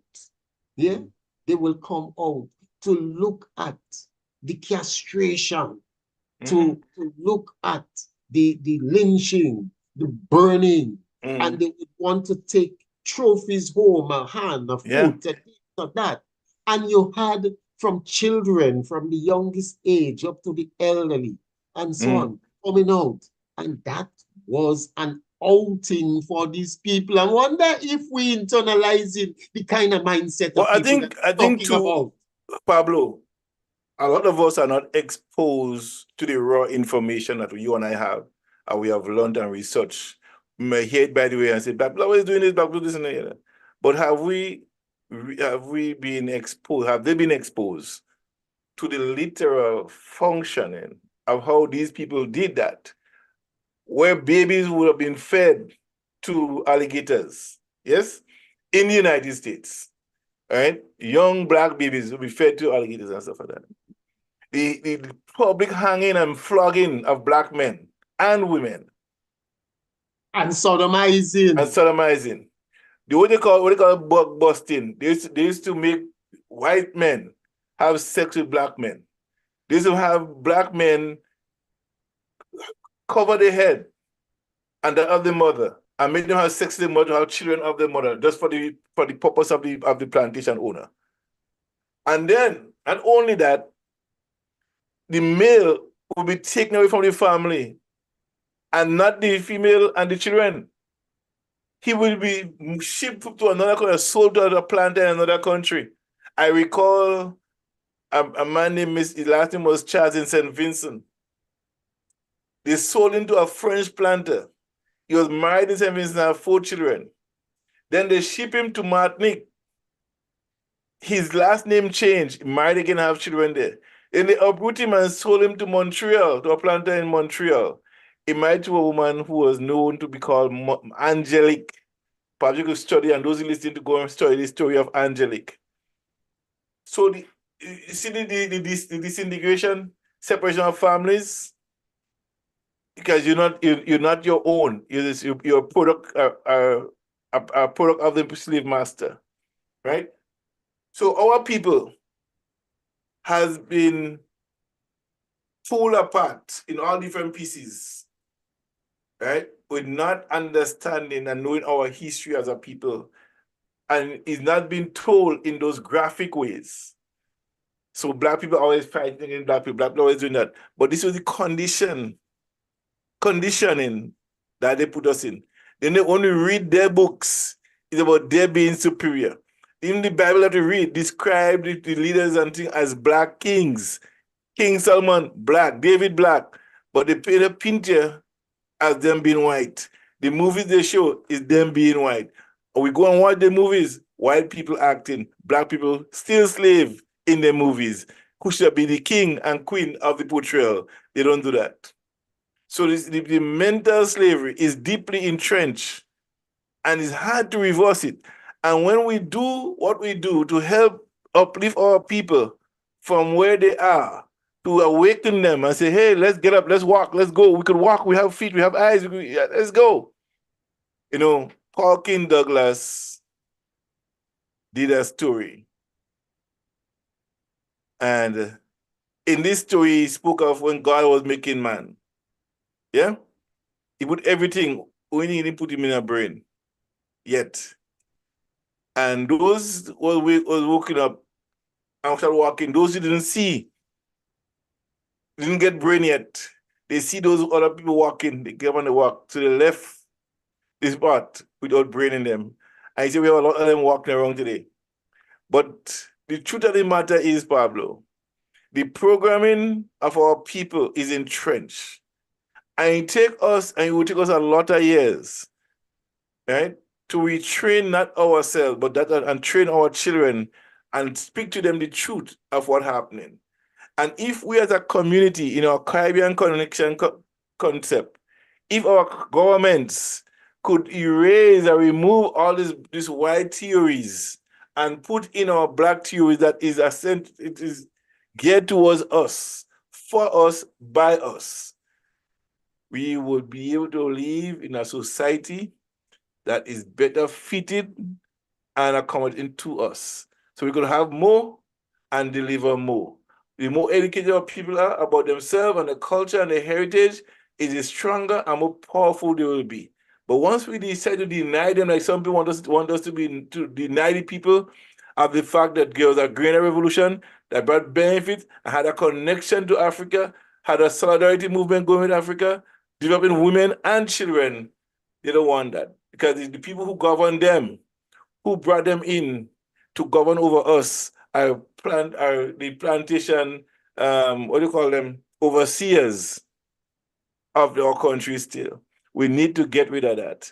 And once we should get our people to understand where we are, who we are as a people, and put that in our school curriculum to teach that history, that's where the fear is. Not that just we had a revolution mentioned. What the fear is the education of the younger minds. Those are asking questions that they cannot answer. And if they could answer it, they're fearful of the change that will happen. That's it. Back to you, Well, Pablo. Two things before I close for the afternoon. That N word. You know, it's very disingenuous of the powers that be. Because while in official circles, on official media and whatever, you are penalizing people for saying the word, in movies that you make, it's being said. In songs that are being broadcast, it's played and it's aired. But if one is on a program like this, or one is on some other such program, then you have to, say the politically correct thing. It is so dishonest of these people, the way how they impose on you, in order to hide and in order to shield themselves. And then finally, as I mentioned earlier on when we had Pigeon Odinwengu from Kenya with us, the fact that we are encouraged to never forget the Jewish Holocaust, never forget it. But when we speak about slavery, chattel slavery, and what went with it, oh, forget that. That was a long time ago. And, that has no impact on present day and so on. But we see what is happening in Haiti is as a consequence of the fact that these melanated people, these black people, were bold enough to take the freedom from the enslavers. And as a consequence, these people have never gotten over it. No. And they have ensured that they are going to do everything in their power to try to make Haiti a failed state.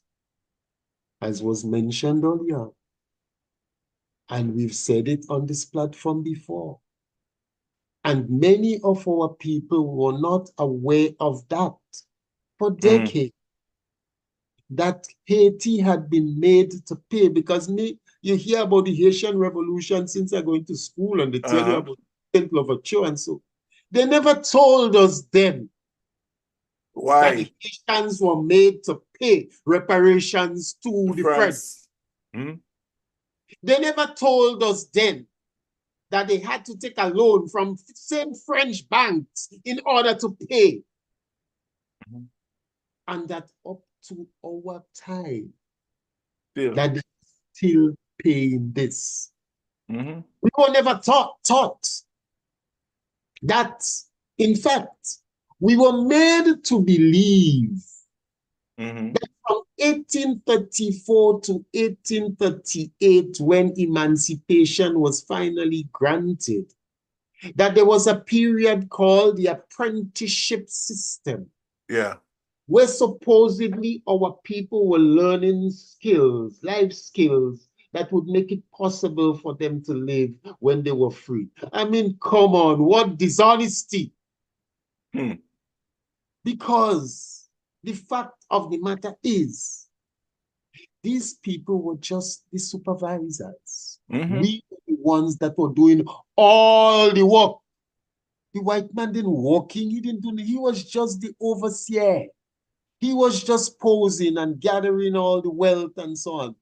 That people were the one what were doing all the work. So they didn't teach us no new skills. All the skills, we don't have it. Because you have to realize too, and that is another thing that we have not been taught, is that many of the people who were brought from Africa were people that had particular skills in building and so, because they were taking people who were coming from different kingdoms that Africans had built. Yeah. We are not taught that history. Yeah, yeah, exactly. Yes. So we have made to see our African origin and the people we came from as some wild and uncivilized people, and that they are the one who was civilizing us. They are the one who civilized us in bringing us here. And I've heard some of our people say these things, Brother John. Oh God, they're glad that the European take us and bring us here because they don't know what it would have been for them in Africa and so on. Simply because of the kind of image that they have of Africa as this uncivilized jungle place. Yes. Yeah. And as a consequence, they believe that we were done a favor when the European brought us here. I'm telling you. And that is the reason why, in the same way that the world is admonished to not forget the Jewish Holocaust, I am admonishing our people to never forget the period of chattel slavery, or the Black Holocaust, as I typically refer to it. So we're seeing that the whole issue of slavery and what went with it, how it has impacted on the prospects of the Haitian people. And it come down up to today. The US, they invaded Haiti and took over Haiti. Now we don't hear these things being talked about. They took control of Haiti. They made sure that the people who they put to run Haiti afterwards were people that were loyal to them. But Pablo, You hear them speaking all the time about corruption in the third world and the banana republics and so on. And what we don't take cognizance of is the fact that in most cases, they are the ones that keep up these corrupt people. yes. In many cases, they remove people who are looking to do good by the people, and they remove them and put in place these corrupt leaders, and they uphold them and they protect them, and the rip-off that these people do, the monies and the wealth that they come back and tell you, oh, look, this man is so corrupt, and look here, the money is in overseas banks in their country. Do they return monies to this country and say, well, that money was ripped off from you, so here it is so that you can build back a country? No, they don't. You see, and that's the thing, Pablo. That's the thing. The brainwashing. Let me just round that one up here before you come in. That is the reason why we have to forever take into consideration how significant slavery is. The shackled slave institution, how significant it is to the present day relationship that we have with our former colonizers and enslavers, and on the mindset of our people, why we think in a particular way, why we do things in a particular way, why we have certain values and so on, and do not embrace others, why we think so little of ourselves, why we believe that the more melanated that you look, the lesser of a person that you are. Yeah. And we glorify, we do not want to recognize and to accept our Africanness. No? We don't to refer to ourselves as African, but we refer to the children of those indentured laborers that were brought from Asia. We refer to them as Indians, although they were not born there. We refer to the others like as Chinese, oh, this Chinaman, so. But he was not born there. We refer to those of Syrian, or we refer to them as Arabs and so. But they were not born there, they were born here. But when we see them, we don't call them anything else but what the heritage, what the heritage demonstrate, where they originated from. Yeah. But we do not want to be identified as such. Instead of that, because of the amalgamation that has taken place and all of the rape and so that has taken place, and which made it as a consequence that many of us have some level of European blood flowing in our veins. Yeah. We are more quick to embrace that identity than we are to associate with our own Africanness. And that, Brother John, is where we are in 2024. And we need to avail ourselves, as you said earlier on, of the opportunity to expose ourselves. It's there on YouTube. Go listen to Dr. Clark. Go listen to Dr. Ben Buchanan. Go listen to some of the others and hear the story, the real African story, so that we can develop that kind of consciousness and get away from that European thinking. Have an appreciation of the fact that the period of chattel slavery is still very much impacting on our mindset, on our thinking, and the way that we do certain things, the things that we embrace. I'll close it off for you now. Brother John, it's up to you. Yes. I'd like to thank you to those of you who joined us. We had a very unique session this afternoon, having a brother from all the way from Kenya in Africa joining us. Yeah, Yeah. Brother Pigeon Odimwengu, Mhm. a very young man, and he decided to offer himself to try to become the president. I tell you, you got to be brave. You got no money. You know how that system works. But it just goes to show you, Yeah. when you have a belief, when you have a conviction that you are willing to put your neck on the block, to put yourself on the line in the interest of the well-being of your country. Yeah, Thank you. Africa needs some young, thank you, Pablo. Africa needs some young blood, some young leader with vision. Yeah. And that could help develop and transform the society in which they live. Too often we galvanize over the whole experience with no vision. Yeah. We need to change that. I was going to make a point about Gary. When we're talking about his fight for his people. There's a friend, a brother, and a comrade that I know very well. He goes by the name of Doggies Calypsonian. You know him. I know Doggies very well. Doggies goes to school in SAS, graduate. right? And a white teacher kicked him in SAS. Gary didn't hesitate to have that man exited Grenada immediately within 24 hours. Okay. And he made the statement that white man must have respect for black man in black man country. Okay. Gary was no walkover. I'm telling you, he will fight for his people when he have to, right? And he had demonstrated that right up until 1951 and beyond. The problem is that he became self-centered. I think he saw himself in the young leaders. The thing that he saw being done to his people, he said do it to his people, and he knew that these people is like him now.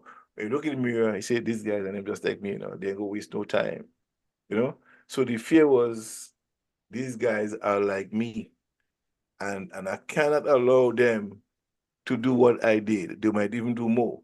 So I think the Gary fear was that. But by and large, I say it here and I say it again, we did a good job on Gary, or young revolutionaries, in terms of propaganda. Yes? There's so much so that a lot of people, young people, when I say young people, they born after 1960, 64, 1972, 73, born around that era. They were born in that era when the educated came back onto Black Wizard. They went over and studied and they come back now. And they started fighting for betterment for the people. What happened there is the people now that are coming into that era, they've been educated at Gary and at a certain time. But Gary has built, in his last year of Gary, last 3 years of Gary, he was able to open 4 fully modernized schools in Grenada. He had a housing project being done, right? Despite most people didn't go all the way on education and scholarship, the primary and secondary education was being built up better, prepared for further education. So Gary was kind of laying the foundation.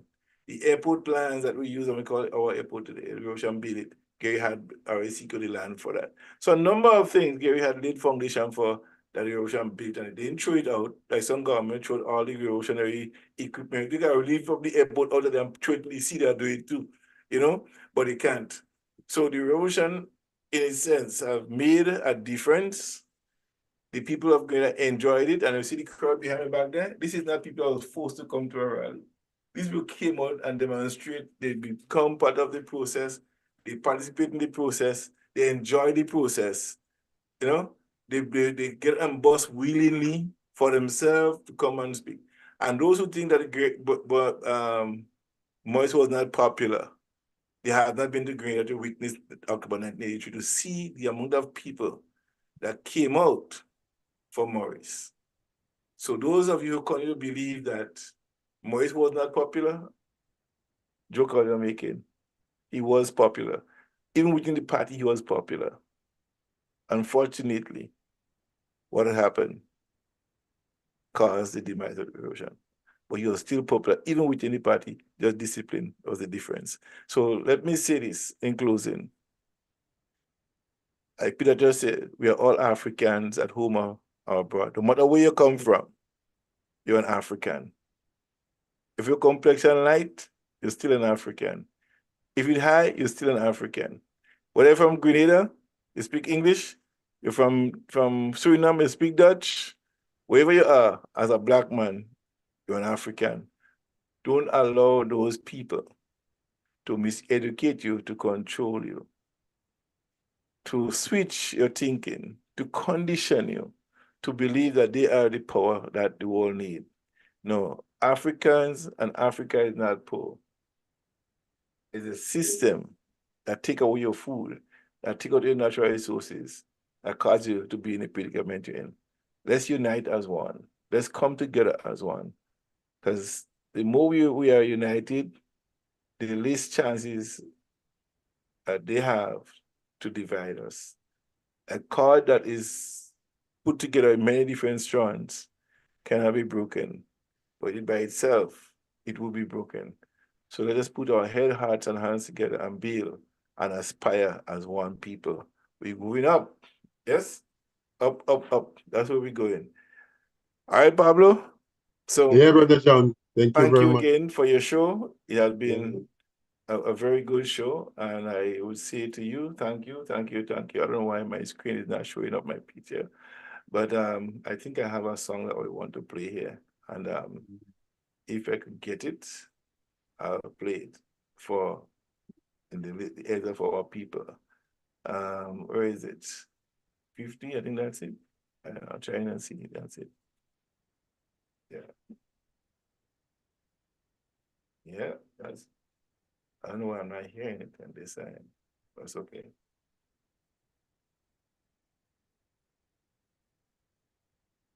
It's been playing, Pablo.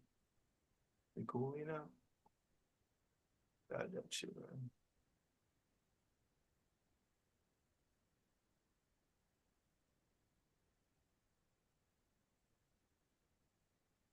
Okay, Brother John. All right, Cheers. one love. Really? Yeah, man. Yeah, all right. All right. So later.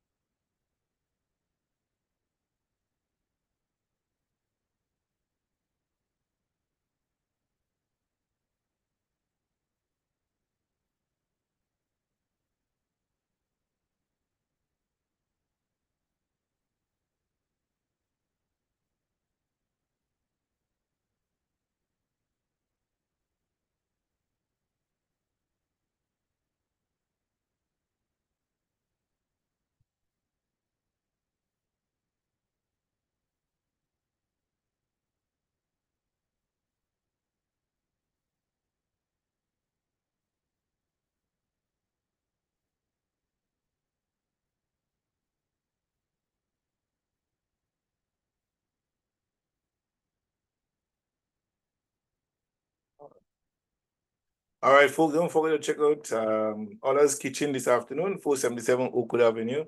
That's where the brunch is taking place tomorrow too, as well. So come on down tomorrow. Brunch tomorrow.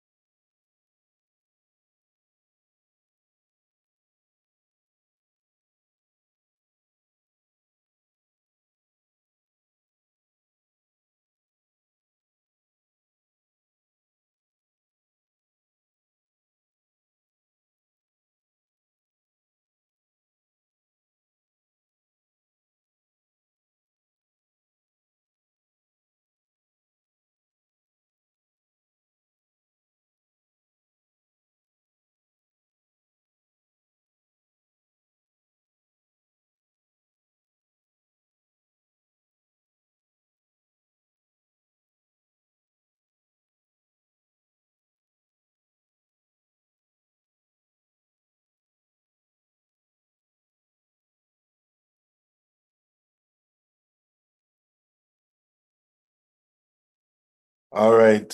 Spice Island. This is Gem FM. I'm your host, the Sheriff. Yours truly, John Calise. And we come to the end of this show. Yeah. Join us tomorrow evening, for Legal Eyes with Ewart Lane, right here on Gem FM. Monday morning from Monday to Friday, 8 a.m. to 10 a.m. Intimacy in Worship. And through the day, random music and speeches and preaching taking place. And Tuesday night, we'll be having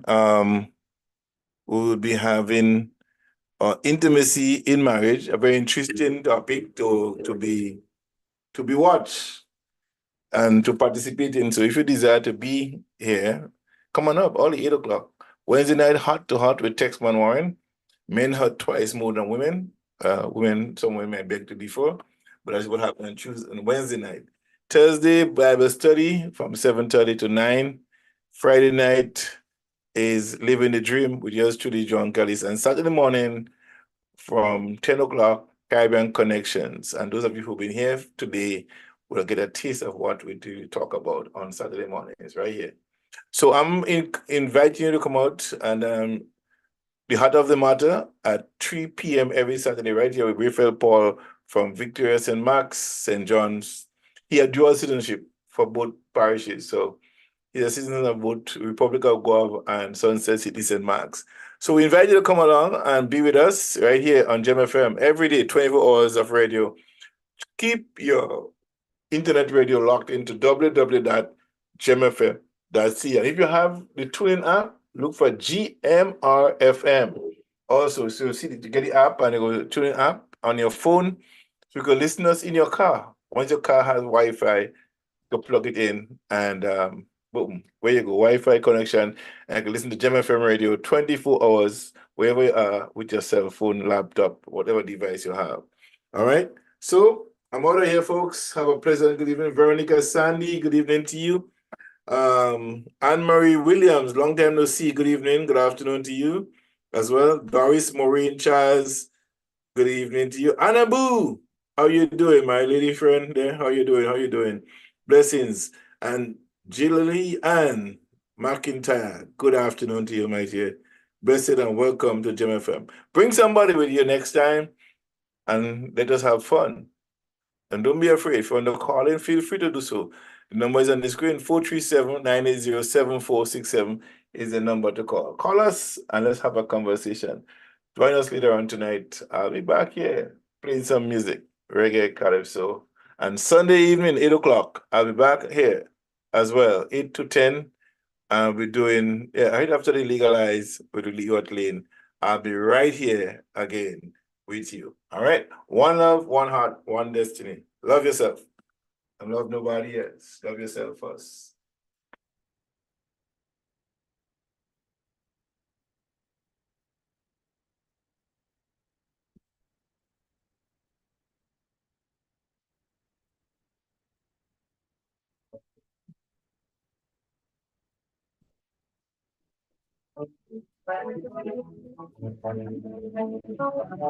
Food is the stab of life. To grab it and make water stride. For at the end, should man proceed to fulfill it what it needs. And that is down for this. Oh, yes, that's it.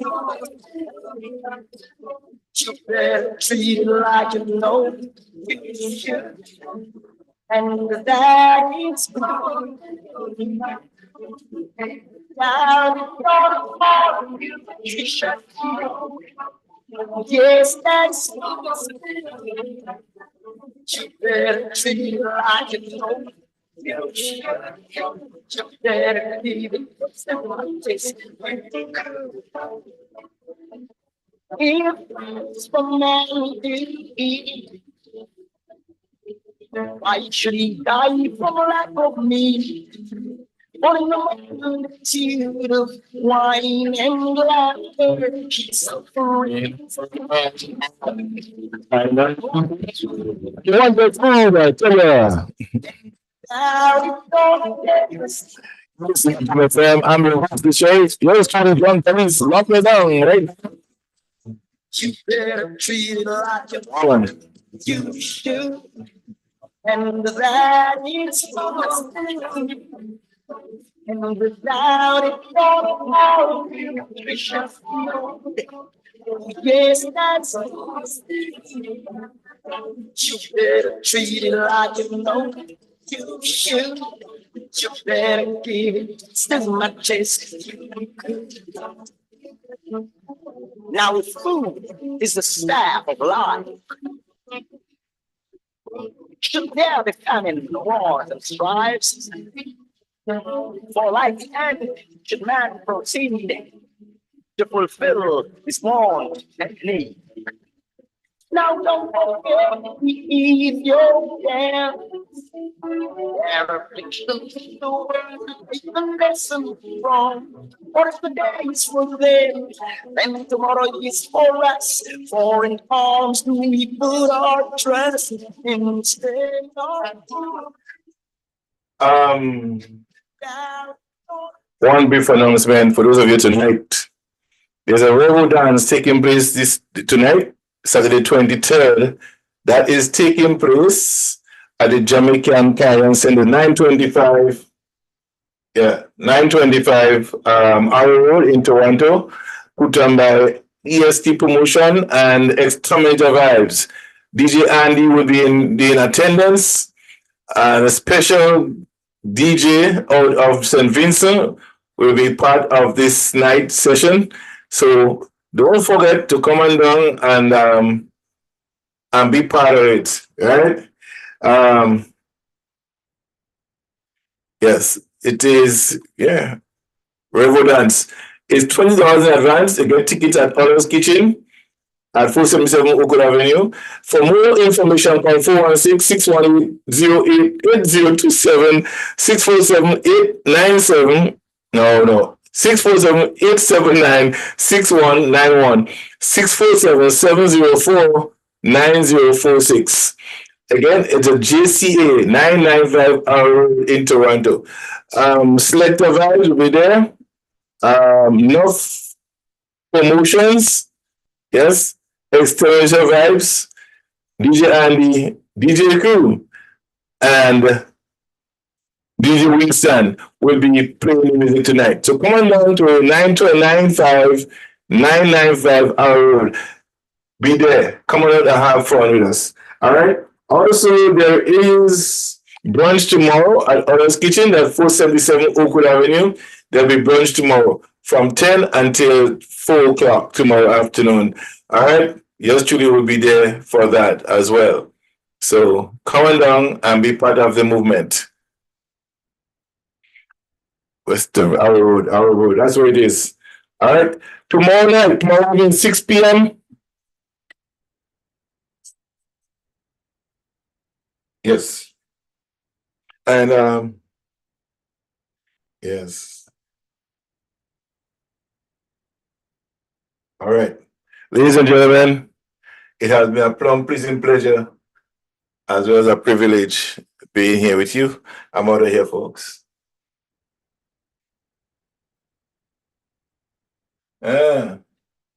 Yes.